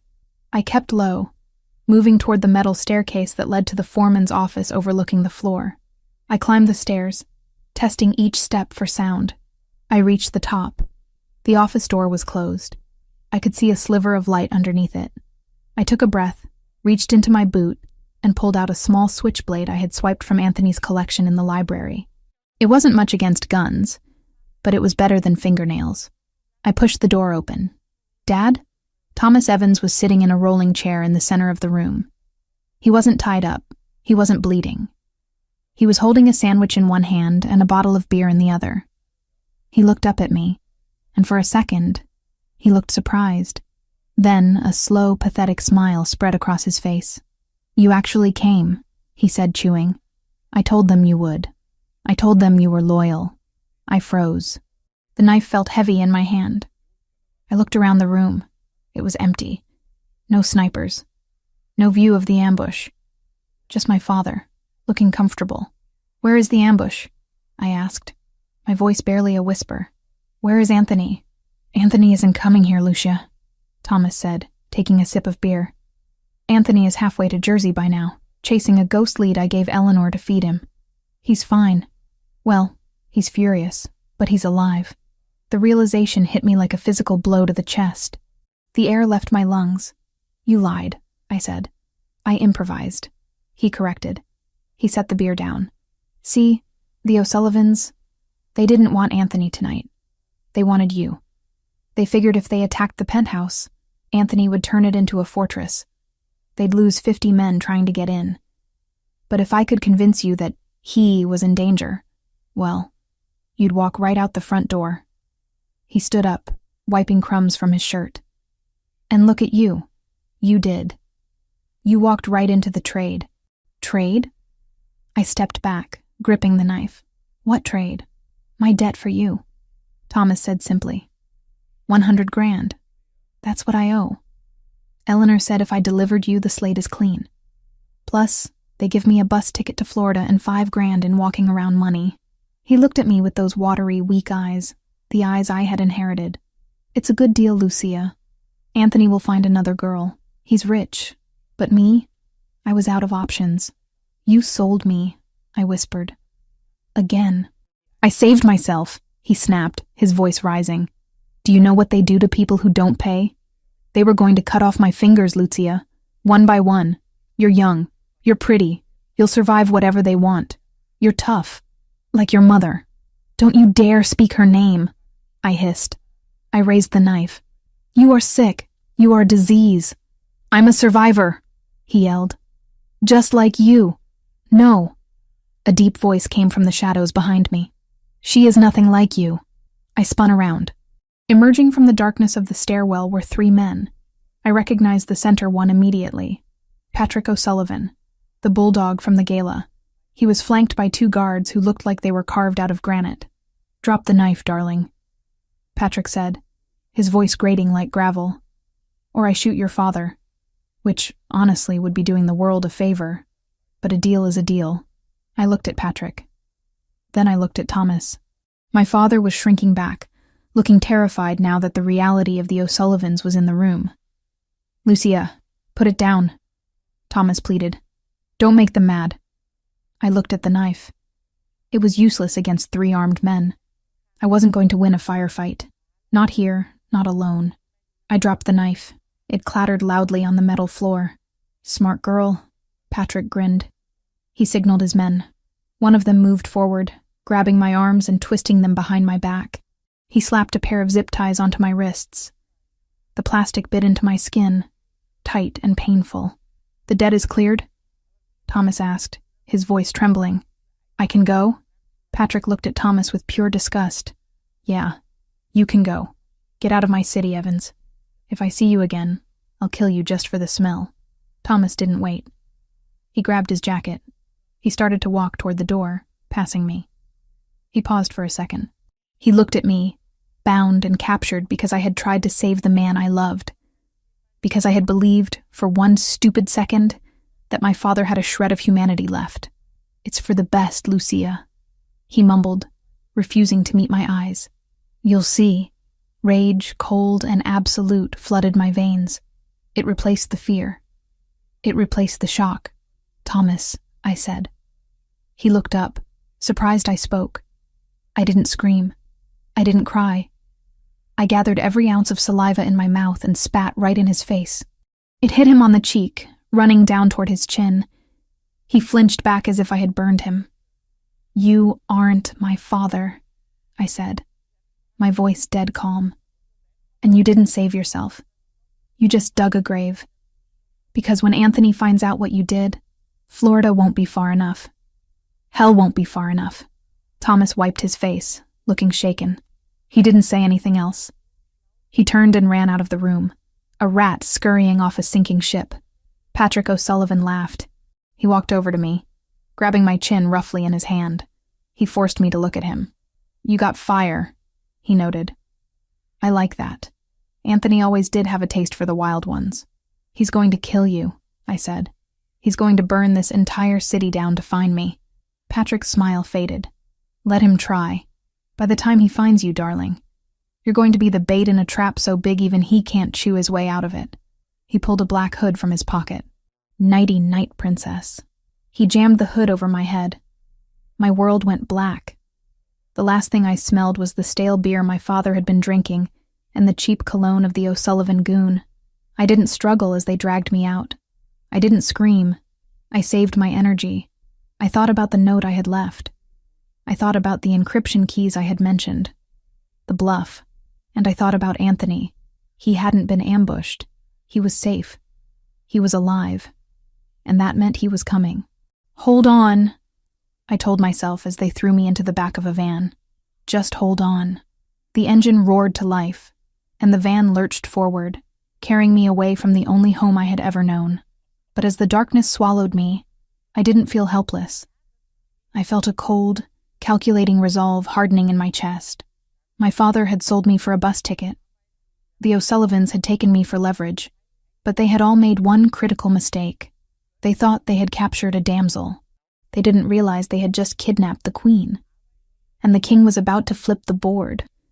The hood was ripped off my head, taking a few strands of hair with it. The sudden assault of fluorescent light was blinding, stinging my eyes like acid. I blinked rapidly, trying to clear the spots dancing in my vision, forcing my senses to recalibrate. The smell hit me first: diesel fumes, rust, and the metallic tang of old blood. I was seated in a metal chair, my wrists zip-tied painfully behind my back, my ankles bound to the chair legs. Welcome back to the land of the living, sleeping beauty. Patrick O'Sullivan was leaning against a stack of crates a few feet away, twirling a heavy black pistol around his finger. We weren't in the office anymore. We were on the ground floor of a massive warehouse, a cathedral of corrugated steel and concrete. It was cold, the kind of damp chill that seeps into your bones and stays there. I straightened my spine. I wouldn't give him the satisfaction of seeing me slump. "You're making a mistake," I said. My voice was raspy, but steady. "I don't think so." Patrick grinned, revealing yellowed teeth. "I have the girl. I have the leverage. And soon I'll have the encryption keys to Ravellini's offshore accounts. Unless you lied about those?" "I didn't lie," I said, maintaining the bluff I had written in the note. "But I don't carry them in my head. They're on a secure server. You need my biometrics to access them." "We'll get your biometrics," he said dismissively. "One way or another. Fingerprints are easy to take, even if they aren't attached to the hand anymore." I felt a cold shiver trace down my spine, but I locked it away. "Anthony will be here." "Anthony is chasing his tail in Jersey," Patrick laughed. "Your daddy did a good job, sold the lie perfectly." "Did he?" The voice didn't come from me. It came from the shadows near the loading dock doors. Patrick spun around, raising his gun. His 6 guards, positioned around the perimeter, snapped their weapons up. Emerging from the darkness wasn't a SWAT team. It wasn't a roaring army. It was just Anthony Ravellini. He walked into the circle of light with a terrifying, casual grace. He wasn't wearing his tactical vest anymore. He had discarded it, leaving him in a white dress shirt that was stark against the gloom. His hands were empty. He held them out to his sides, palms open. "Anthony," Patrick sneered, though I saw his grip on the gun tighten. "You're faster than I thought. But you're stupid. Walking in here alone?" "I'm not alone," Anthony said calmly. He stopped 10 feet away from us. He didn't look at Patrick. He looked at me. His dark eyes swept over my face, checking for bruises, for blood. When he saw I was unharmed, a muscle in his jaw ticked. The only sign of the volcano erupting beneath his skin. "I brought a gift," Anthony signaled with 2 fingers. From the darkness behind him, 2 of his enforcers dragged a man into the light. They didn't walk him. They hauled him by his armpits, his feet dragging uselessly on the concrete. They threw him to the floor at Patrick's feet. It was Thomas Evans. My father looked like he had been through a blender. His lip was split, his eye swollen shut, and he was sobbing. Incoherent pleas for mercy bubbling from his lips. He was clutching a duffel bag, the bag containing the money and bus ticket Patrick had promised him. "He was trying to catch a cab on 4th Avenue, Anthony said, his voice devoid of emotion. "He seemed in a rush. I thought he should stay for the party." Patrick looked down at Thomas, then back at Anthony. "You caught him. Congratulations. He's garbage anyway. I was done with him." "He sold you something that didn't belong to him," Anthony said. He took a step forward. The O'Sullivan guards tensed, fingers twitching on triggers. He sold you my wife. The word hung in the air, heavy and absolute, detonating somewhere deep in my chest. Wife. Not collateral, not asset, not debt. Maybe a weaponized word in front of these men, but it wrapped itself around my throat all the same. Patrick laughed. A harsh barking sound. Wife? She's payment, Anthony. She's a debt settlement. Don't try to romanticize it. You bought a whore, and I stole her. She's not payment, Anthony said. His voice dropped, becoming a low rumble that vibrated through the floor. She is the only thing in this city worth more than my empire, and you made the mistake of touching her. I have 6 guns on you, Patrick snarled, losing his patience. And I have a gun on her head. He moved fast, pressing the barrel of his pistol against my temple. The metal was cold. I stopped breathing. One move, Anthony, and I paint the wall with her brains. Drop to your knees. Anthony didn't move. He didn't drop. He stared at Patrick with a look of supreme boredom. You won't shoot her, Anthony said, because if you do, you lose the encryption keys. You lose the leverage. And my sniper, who is currently aiming at your medulla oblongata from the catwalk, will turn your head into a canoe. Patrick froze. His eyes darted up to the dark rafters. You're bluffing, Patrick whispered. Am I? Anthony tilted his head. Lucia, tell him. Do I bluff? I looked at Anthony. I saw the slight shift in his stance, the way his weight was balanced on the balls of his feet. He was coiled energy, waiting for a trigger. He doesn't bluff, I said clearly. He calculates. Drop the gun, Patrick, Anthony commanded. And I might let you leave here with your life. I'll keep the warehouse, of course. Consider it a penalty for the inconvenience. Patrick's face twisted in rage. He was trapped. He knew it. If he shot me, he died. If he surrendered, he lost face. He was a cornered rat, and rats bite. Screw you, Patrick screamed. Kill him. Kill them all. He didn't shoot me. He swung the gun toward Anthony. Time seemed to fracture. In the split second before Patrick pulled the trigger, Anthony moved. He didn't dive for cover. He dove forward. At the same time, I threw my weight violently to the right. The chair tipped over, crashing onto the concrete just as a bullet whizzed through the space where my head had been a second ago. Chaos erupted. The sound of gunfire was deafening in the enclosed space. Crack, crack, crack. I hit the floor hard, my shoulder taking the brunt of the impact. I couldn't see much from my angle, just flashes of muzzle fire and boots scrambling. Secure the girl, I heard Anthony roar. I struggled against the zip ties, twisting my wrists until the skin broke. The plastic bit deep, but the adrenaline numbed the pain. A pair of boots landed next to my face. It was one of the O'Sullivan guards. He reached down, grabbing my arm to haul me up, using me as a human shield. Get up, bitch! I didn't get up. I coiled my legs and kicked out with everything I had. The heel of my heavy boot connected solidly with his kneecap. There was a sickening crunch. The guard screamed, his leg buckling backward. He fell, dropping his gun.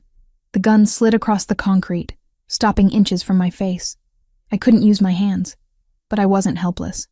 I rolled onto my back, maneuvering my bound hands under my hips, then my legs, pulling my body through the circle of my arms like a contortionist, until my hands were in front of me.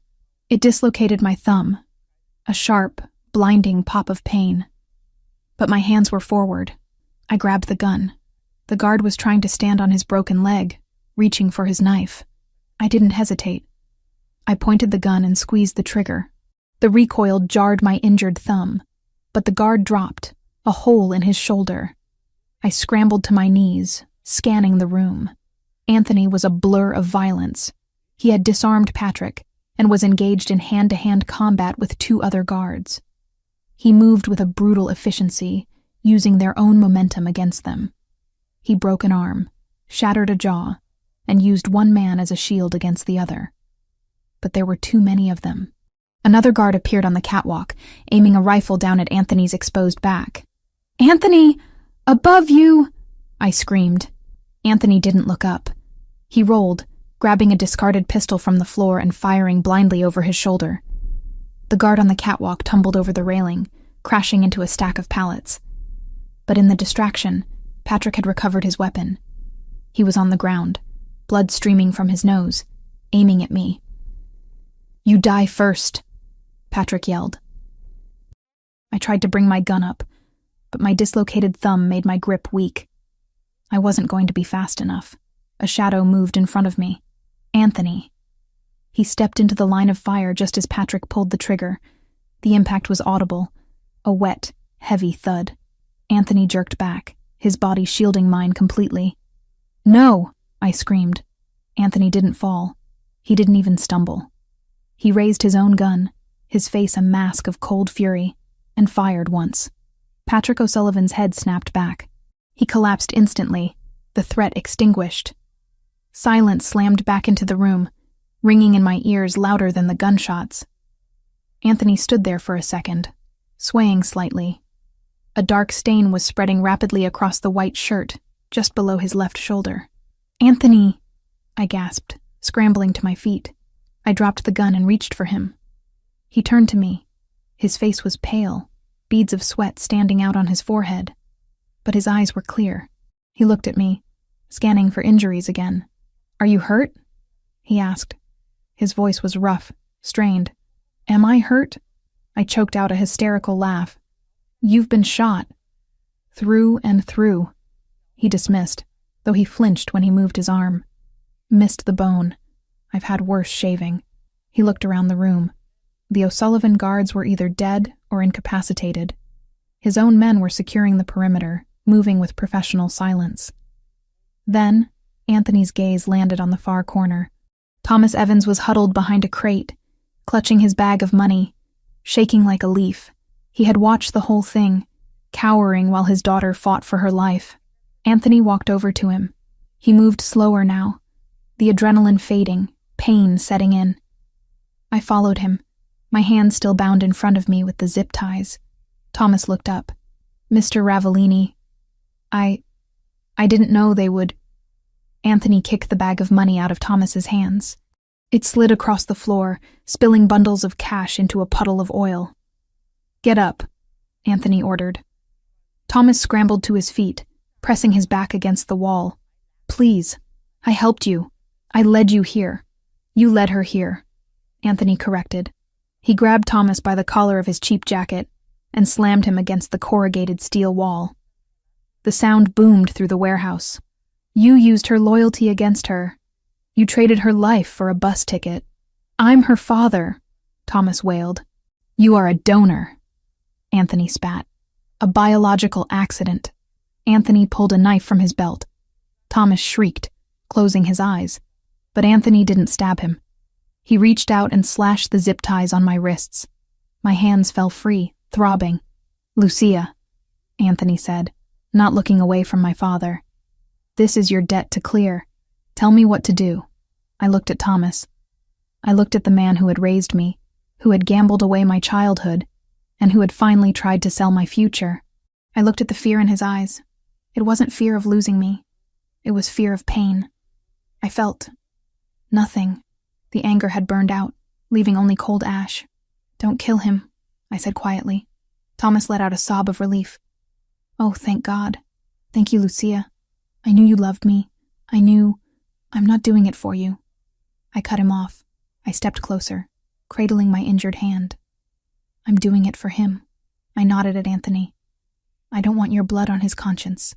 You aren't worth the stain on his soul." I looked at Anthony. "Exile him." Anthony nodded slowly. "Where?" "Nowhere nice," I said.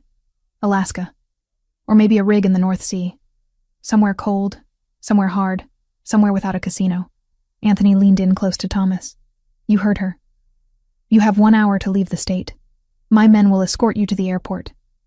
You get a one-way ticket to Nome. If you ever set foot in New York again, if you ever call her, if you ever speak her name." Anthony pressed the knife blade against Thomas's cheek, drawing a single drop of blood.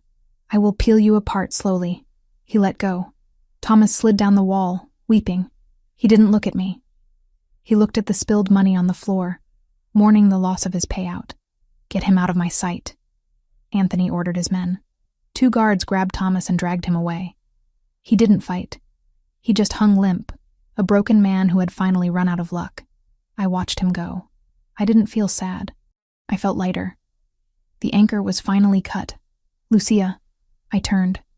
Anthony was leaning heavily against a crate now, his hand pressed over the wound on his shoulder. Blood was seeping between his fingers, dark and alarming. "We need to get you to a doctor," I said, panic rising again. "The car," he grunted. "Medical kit. In the back." I grabbed his good arm, wrapping it around my shoulders to support him.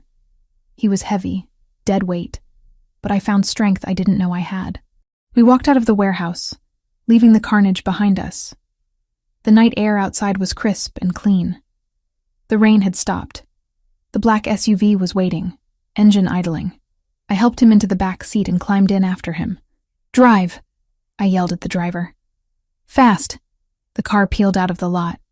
I immediately went for the medical kit under the seat. I popped the latches and pulled out gauze and pressure bandages. "This is going to hurt," I warned him, my hands shaking as I cut open his shirt. The wound was ugly, a ragged hole in the muscle, but the bleeding was steady, not spurting. No artery. "Do it," Anthony gritted out through clenched teeth. I pressed the gauze pad onto the wound. He groaned, his head falling back against the leather seat, his eyes squeezing shut.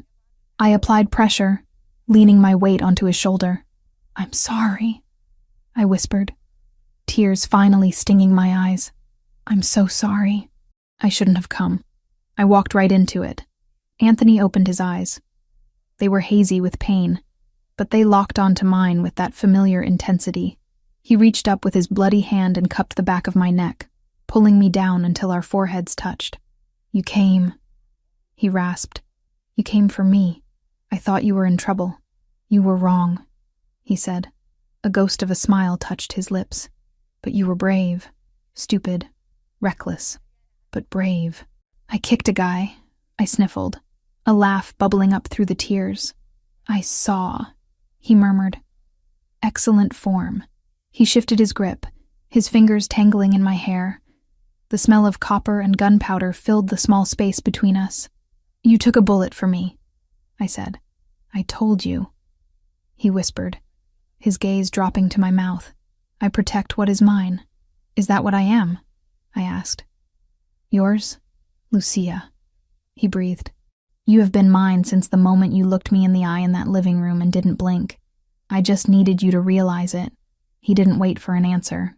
He pulled my head down and crushed his lips against mine. It wasn't a gentle kiss. It was desperate. It tasted of blood and fear and survival. It was the kiss of two people who had looked death in the face and spat in its eye. I kissed him back with everything I had, pouring all my relief, all my anger, all my love into it. My hands were covered in his blood. His hand was tangling in my hair. The pain in my thumb, the ache in my shoulder. It all faded into the background. All that mattered was the heat of his mouth and the beat of his heart against my chest. When we finally broke apart, gasping for air, he didn't let me go. He kept his forehead pressed to mine. "You're not leaving," he stated. It wasn't a question. "No," I whispered. "I'm not leaving." "Good." He closed his eyes, his breathing evening out as the adrenaline crash hit him. "Because I'm not letting you go. Not after tonight. Not ever." I looked down at his sleeping face, at the harsh lines softened by exhaustion. I pressed the bandage tighter against his shoulder. We were bloodied. We were battered. My father was gone, exiled to the ice. The O'Sullivans were broken. The war was over. But looking at Anthony Ravellini, I knew the reign was just beginning. And this time, I wasn't just a spectator. I was sitting on the throne right beside him. "Drive," I whispered to the driver, my voice steel. "Take us home." The elevator doors slid open, revealing the penthouse not as a fortress, but as a sanctuary.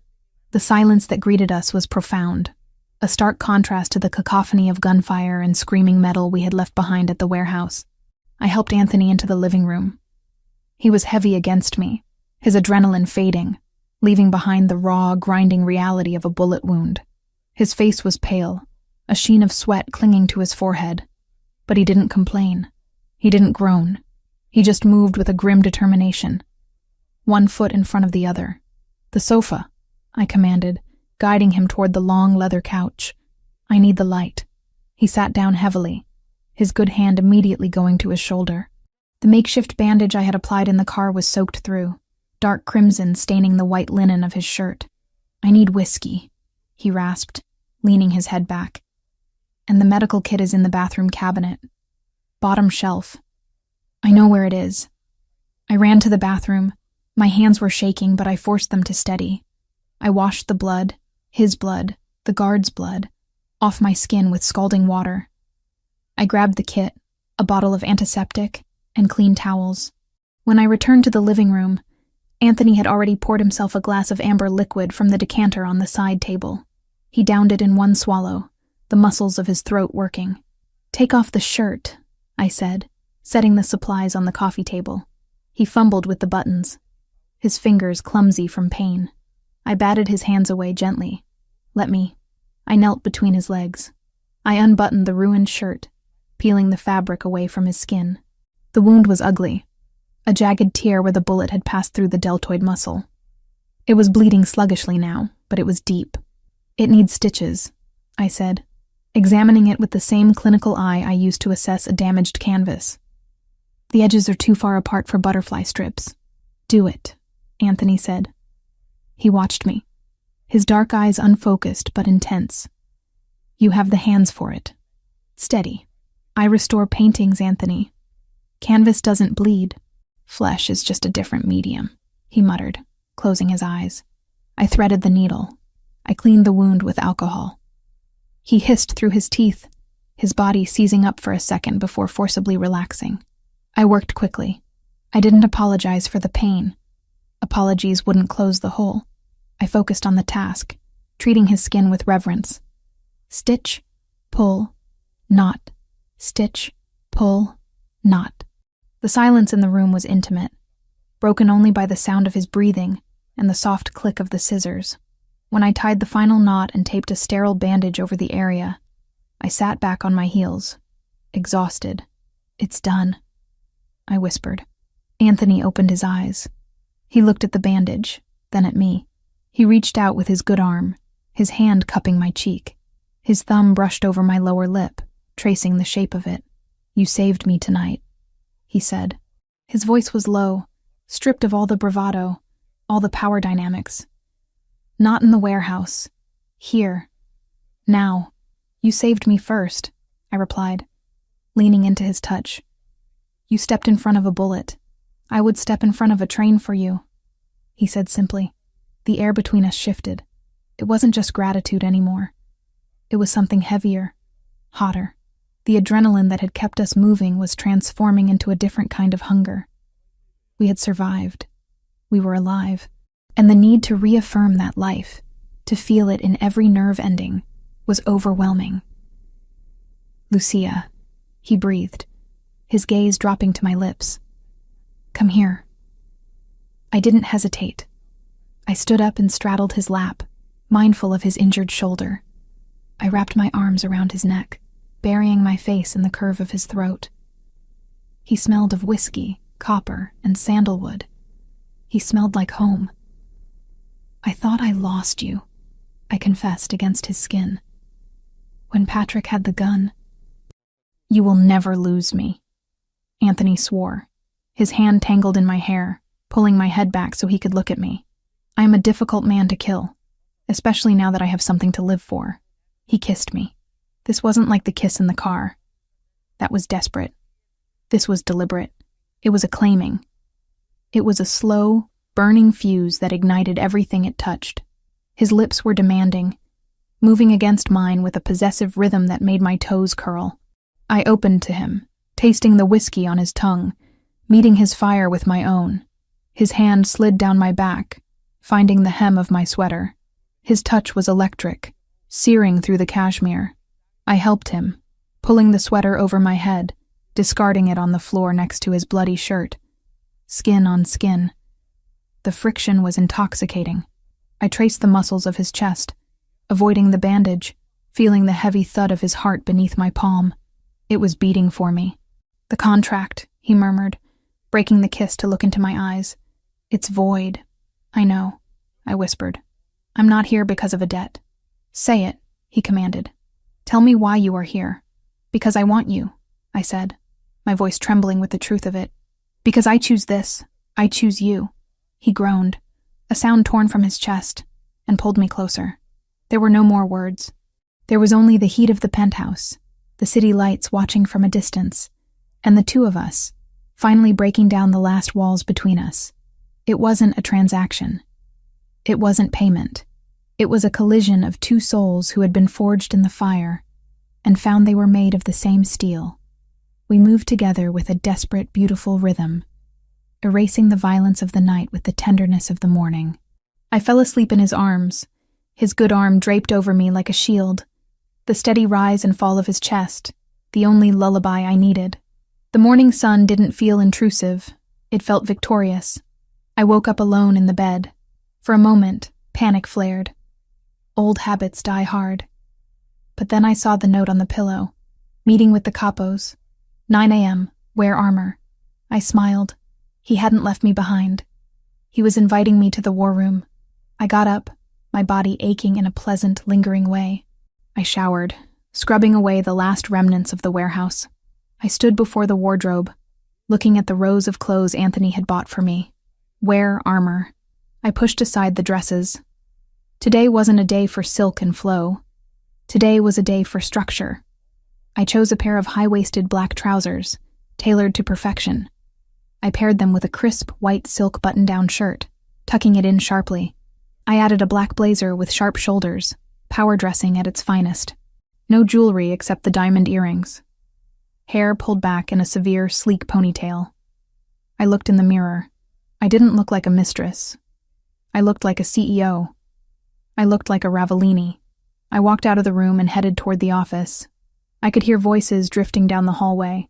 Low, rumbling, masculine voices. Tension hung in the air like cigar smoke. The double doors to the office were closed. 2 guards stood outside. They saw me coming.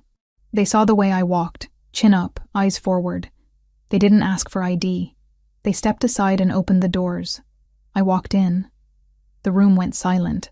Around the long mahogany table sat the inner circle of the Ravellini crime family. 8 men. Hard men. Men with scars and expensive suits and outdated ideas about women. Anthony sat at the head of the table. His left arm was in a sling, hidden beneath his suit jacket, draped over his shoulder. He looked pale, but his eyes were alert, dangerous. He didn't look surprised to see me. He looked proud. "Gentlemen?" Anthony said, his voice cutting through the silence. "You all know Lucia. We know who she is. One of the capos, a man named Russo, no relation to the other family, grunted. He didn't look at me. He looked at Anthony. We heard what happened last night. We heard you took a bullet. For a girl. The disrespect was subtle, but it was there. The implication was clear. You are weak. You let a woman compromise you. I took a bullet eliminating the head of the O'Sullivan family. Anthony corrected coldly. Patrick is dead. The O'Sullivan leadership is decapitated. Lucia moved because she believed there was a sniper waiting to put a hole in my skull the second I stepped out of the car. She acted to keep the man who runs this family alive. That sounds like a victory to me, Russo. It's a mess, another capo argued. The streets are going to be chaos. The O'Sullivan fronts, their money, it's all going to go underground. We missed the chance to seize their assets because we were too busy playing hero. This was my cue. I didn't ask for permission to speak. I walked to the head of the table, standing to Anthony's right. I placed a folder I had compiled from my mental notes onto the mahogany surface. You're wrong, I said. Every head snapped toward me. The audacity of a woman speaking in this room was unheard of. Excuse me? Russo scoffed. Anthony, get your pet under control. Anthony didn't move. He leaned back in his chair, gesturing to me. The floor is yours, Lucia. I turned my gaze on Russo. I didn't flinch. I looked him dead in the eye, using the same cold calculation I used to spot a fake signature. You think the O'Sullivan money is gone because you're looking for cash, I said, my voice steady and projecting to the back of the room. You're looking for duffel bags and safes. But the O'Sullivans didn't keep their wealth in cash. They kept it in assets. Shell companies. Art. Real estate. I opened the folder. It was empty of paper. But I didn't need notes. I had a photographic memory for value. Last night, I continued, pacing slowly down the length of the table. While I was in their warehouse, I saw their shipping manifests. I saw their inventory. So? Russo challenged. Junk. Not junk, I corrected. Leverage. The O'Sullivans were laundering money through a gallery in Chelsea, the Gilded Frame. They were buying high-end antiques at inflated prices to clean their drug money. I know this because I saw a shipment of 18th century French furniture sitting in that warehouse. That shipment alone is worth $3 million on the legitimate market. The room went quiet. $3 million got their attention. But more importantly, I said, turning back to face them, I know where the paper trail leads. Patrick O'Sullivan was sloppy. He was buying fakes to cut costs, thinking no one would notice. If we seize those assets, we don't just get the furniture. We get the proof of tax fraud for every shell company attached to those purchases. We can use that leverage to blackmail their remaining lieutenants into flipping to our side. I stopped at the foot of the table. You're worried about chaos in the streets? There won't be chaos. Because by noon today, we will own their supply chain, their laundering fronts, and their loyalty. We don't need to shoot our way into their territory. We just need to buy the mortgage on their house and evict them. I looked around the table. I can identify every fake asset they hold. I can tell you which accounts are vulnerable. I can double the family's liquid capital in 3 months without firing a single bullet. I placed my hands on the table, leaning forward slightly. Anthony didn't take a bullet for a girl, I said, my voice hard as diamond. He took a bullet to secure the greatest asset this family has ever acquired. Me. Silence stretched for 10 seconds. It was heavy, thick with calculation. Russo looked at me. He looked at the folder. Then he looked at Anthony. Is she serious? Russo asked. She spotted a fake Renoir from across the room that cost me $2 million. Anthony said, a smirk playing on his lips. She's deadly serious. Russo looked back at me. The sneer was gone, replaced by a grudging, greedy respect. $3 million in furniture? He asked. Conservative estimate, I replied. If we auction it in London, maybe 4. Russo nodded slowly. He tapped his knuckles on the table. All right, Russo said. I'm listening. One by one, the other capos nodded. The tension in the room broke. They weren't looking at me like a mistress anymore. They were looking at me like a money printer. I walked back to Anthony's side. I didn't sit down. I stood next to his chair, my hand resting lightly on the back of it, just inches from his shoulder. Any objections? Anthony asked, his voice final. No, boss. The table murmured in unison. Good, Anthony said. Then get to work. Lucia will provide the list of targets. You seize them. Dismissed. The men stood up, gathering their things, filing out of the room with a new energy. They had a plan. They had a future. When the last door closed, Anthony let out a long breath. He slumped slightly, the pain in his shoulder clearly taking its toll now that the performance was over. I turned to him immediately, crouching down by his chair.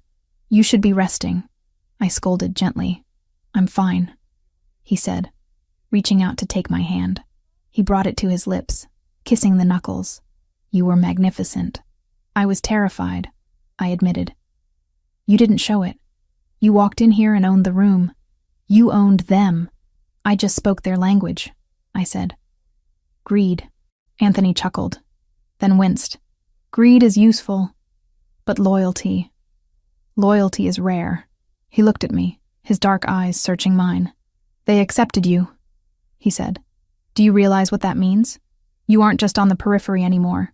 You are in the center. There is no going back to a normal life after this. You are a Ravellini now, in blood and in business.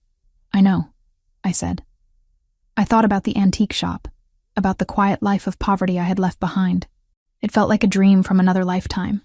I looked at the man in front of me, wounded, dangerous, and looking at me with a love that terrified me in its intensity. I don't want a normal life, Anthony. I want this. I want us. Good, he whispered. Because I intend to keep you for a very long time." He pulled me up, guiding me to sit on his lap, careful of his sling. I rested my head on his good shoulder, looking out the massive glass window at the city below. The O'Sullivans were gone. My father was exiled. The capos were in line. We had won. But as I watched the clouds drift over the skyline, I knew the game never truly ended. There would always be new enemies, new debts, new threats. But for the first time, I wasn't afraid of the future. Let them come. Let them try. They would find us ready. The king and his queen, sitting in their high tower, watching the world burn and rebuilding it in our own image. "Lucia?" Anthony murmured against my hair. "Yes, that furniture. Is it really worth $3 million?" I smiled against his neck. "Probably closer to 5, I whispered. "But I like to under-promise and over-deliver." Anthony laughed, a rich, deep sound that filled the empty room. "That's my girl. 6 months. 182 days. That was how long it had been since the night at the warehouse. Since the night the O'Sullivan empire crumbled and mine began." I stood in the center of the Ravellini Gallery's main showroom, surrounded by the quiet hum of extreme wealth. The space was cavernous, with polished concrete floors and stark white walls that made the art pop with almost violent intensity. Tonight was the opening of our Renaissance of Shadows exhibition, a curated collection of recovered 17th century Italian masterworks. Officially, I was the curator and director. Unofficially, I was the woman who had turned the Ravellini family's dirty money into a cultural institution so pristine that even the mayor was attending tonight. "Director Evans?" I turned.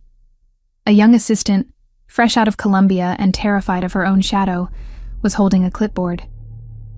"It's just Lucia, Sarah," I corrected gently, though I kept my posture rigid. "What is it?" The bidder for the Caravaggio.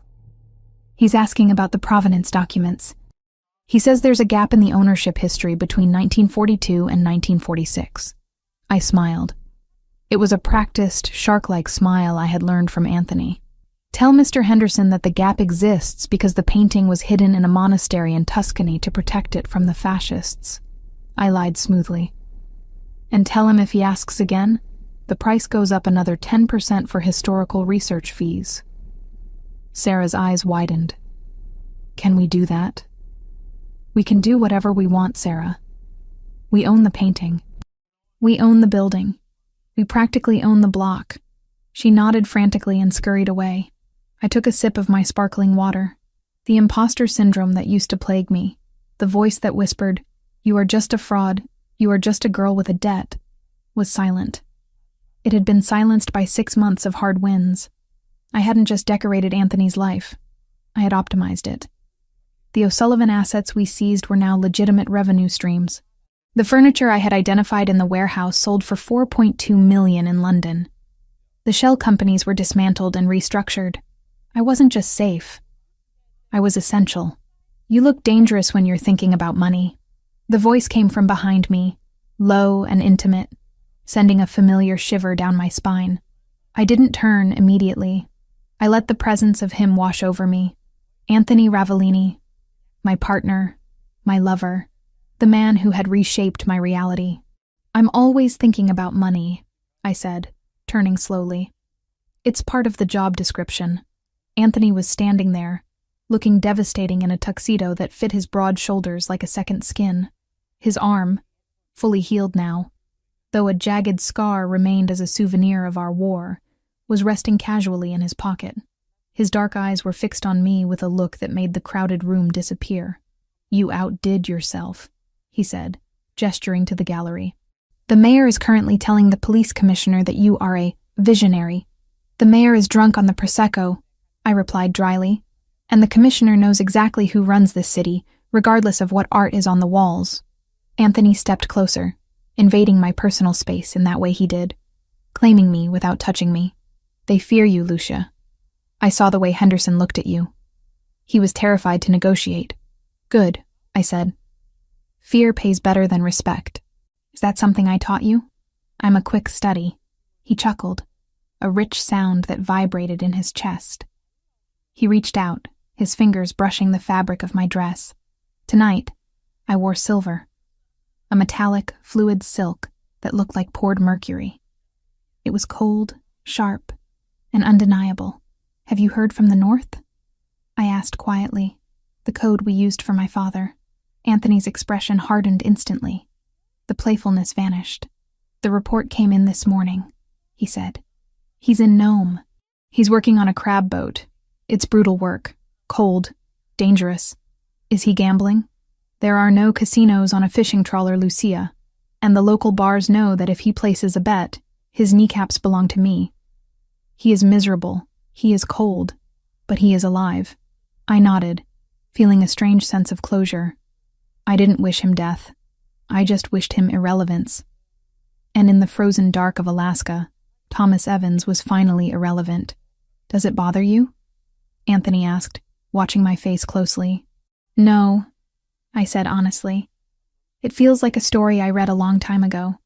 He's a ghost. Good, because I don't want ghosts at our celebration."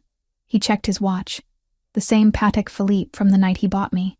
"Wrap it up," he ordered softly. "We're leaving." "The auction hasn't even started," I protested. "I have to close the Caravaggio. Sarah can close the Caravaggio. If she messes it up, we fire her." "But I need you." "Need me for what?" "For a private meeting," he said. "Penthouse." 20 minutes. He didn't wait for an argument.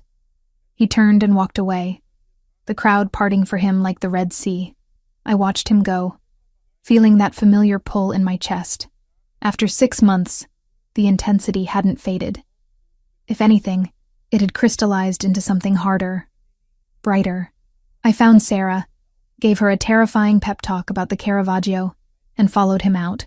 The ride to the penthouse was silent, but it wasn't the heavy silence of our first car ride together. It was a comfortable silence, filled with the warmth of his hand resting on my knee and the hum of the city we now ruled together. When we arrived, the apartment was dim, lit only by the city lights spilling through the floor-to-ceiling windows. The view was spectacular, a grid of gold and white stretching out to the horizon. Anthony walked to the bar and poured 2 glasses of red wine, a 96 Barolo, real this time. He handed me a glass and walked to the window, staring out at his kingdom. "Do you remember the night you arrived?" he asked, his back to me. "Vividly," I said, walking over to join him. "I remember the contract, the rules, the lock on my door, the lock you never used," he noted. I didn't need to. He turned to face me. He took a sip of wine, his eyes serious. 5 years, he said. "That was the deal. 5 years of service in exchange for your father's debt." "I remember." "We are 6 months in," he said. "You have paid that debt 10 times over, Lucia." The O'Sullivan acquisition alone covered the $400,000. The gallery profits cover the interest. Technically, legally, the ledger is balanced. My heart skipped a beat. A cold feeling washed over me. Was this a breakup? Was he firing me? "Are you saying my time is up?" I asked carefully. "Are you evicting me?" Anthony reached into the inside pocket of his tuxedo jacket. He pulled out a folded piece of paper. It was heavy, cream-colored stationery. I recognized the letterhead. It was the contract. The original document he had made me sign in the car that first night. He held it up. "Article 4, Section 2, he recited from memory. "Upon satisfaction of the debt, the collateral, Lucia Evans, shall be released from all obligations and provided with a severance package sufficient for relocation." He looked at me. "You are free, Lucia." I stared at the paper. 6 months ago, that paper had been a chain. Now, looking at it, I felt a surge of panic. Freedom? Freedom meant leaving. Freedom meant a life without the adrenaline, without the power, without him. "I don't want a severance package," I said, my voice tight. "It's substantial," Anthony continued, ignoring me. $5 million, a clean identity, an apartment in Paris or London or Rome. You could appraise art for the Louvre. You could live a life where no one carries a gun and no one bleeds on your carpet. He held the paper over the flame of a candle burning on the side table. "Anthony, don't!" I stepped forward. The corner of the paper caught fire. The orange flame curled the edge, turning the legal jargon into ash. "It's done," he said. He dropped the burning contract into a metal ashtray. We watched it burn. The words, collateral and owner, disappeared in smoke. "The debt is paid," Anthony said, his voice rough. "Your father is gone. The contract is ash. You are not a prisoner. You are not an employee. You are standing in this room because you walked in, but you can walk out." He stepped closer, his body heat radiating toward me. "So I am asking you, Lucia. Not telling you. Asking you." He looked vulnerable. For the first time since I had known him, the Mafia boss looked terrified. "Go to Paris," he whispered. "Be safe. Be normal. Find a man who doesn't have a target on his back." I looked at the ash in the tray. Then I looked at him. I set my wineglass down on the table with a sharp clink. "You're an idiot," I said. Anthony blinked, startled. "Excuse me? You're a brilliant strategist, a ruthless leader, and a terrible judge of character if you think I want Paris," I said, stepping into his space, poking him in the chest with my index finger. "Normal? You think I want normal? I spent 23 years being normal, Anthony. I was poor, I was scared, and I was invisible. Normal is just a nice word for powerless." I grabbed the lapels of his tuxedo jacket. "I don't want safe. I want the man who broke a capo's wrist because he insulted me. I want the man who took a bullet for me. I want the man who lets me run a multi-million-dollar empire because he knows I'm smarter than his entire board of directors." "Lucia." "Shut up. I'm negotiating." I looked around the room. I grabbed a cocktail napkin from the bar. I pulled a pen from his inside pocket. I slammed the napkin onto the marble counter and wrote quickly. My handwriting was jagged, furious. Clause 1, partnership. Clause 2, exclusivity, business in bed. Clause 3, till death do us part. I turned around and slapped the napkin onto his chest. "Here," I said. "New terms." Anthony took the napkin. He read it. A slow, incredulous smile spread across his face, chasing away the shadow of fear. "Clause 3 is legally binding in most states," he murmured. "It usually requires a license." "We own the mayor," I reminded him. "We can get a license at 3 a.m. if we want." He looked up at me. The love in his eyes was so fierce it almost knocked the wind out of me. "You really want this?" he asked. "This isn't a fairy tale, Lucia. It's blood and threats and looking over your shoulder for the rest of your life." "I know," I said. "But I also know that when I look over my shoulder, you'll be there. And when you look over yours, I'll be there." I took his hand, the one with the watch, the one that had guided me out of poverty and into power. "I'm not the girl in the corner anymore, Anthony. I'm the woman standing next to you. Deal with it." Anthony laughed. He tossed the napkin onto the table and pulled me into his arms, lifting me off the ground. "Deal," he growled. He kissed me. It was a kiss of relief, of promise, of absolute finality. It sealed the new contract better than any notary could. "So," he said, setting me down but keeping his arms locked around my waist. "No Paris? Maybe for a weekend," I conceded. "We can go buy some more fake art." "I love you," he said. The words were simple, stark, and heavy. "I love you," I replied. "Now, are you going to keep talking, or are you going to show me why I signed that exclusivity clause?" Anthony's grin turned predatory. "Bedroom. Now." "Yes, boss." We walked toward the hallway, hand in hand. I glanced back one last time at the window. The city was still there, glowing and dangerous. Somewhere out there, new enemies were probably plotting. Somewhere, the ghost of my father was freezing. Somewhere the world was spinning on its axis of cruelty and chaos. But inside these walls, in the fortress we had built, there was order. There was loyalty. My father had cried that he had no money. He had pointed at me and said I would serve as payment. He was right, in a way. I was the payment. I was the price Anthony Ravellini paid to find his soul. And he was the reward I earned for surviving. The debt was settled. The books were closed. And as Anthony kicked the bedroom door shut behind us, locking the world out, I knew that for the first time in my life, I wasn't just surviving. I was winning, and the game was just getting started.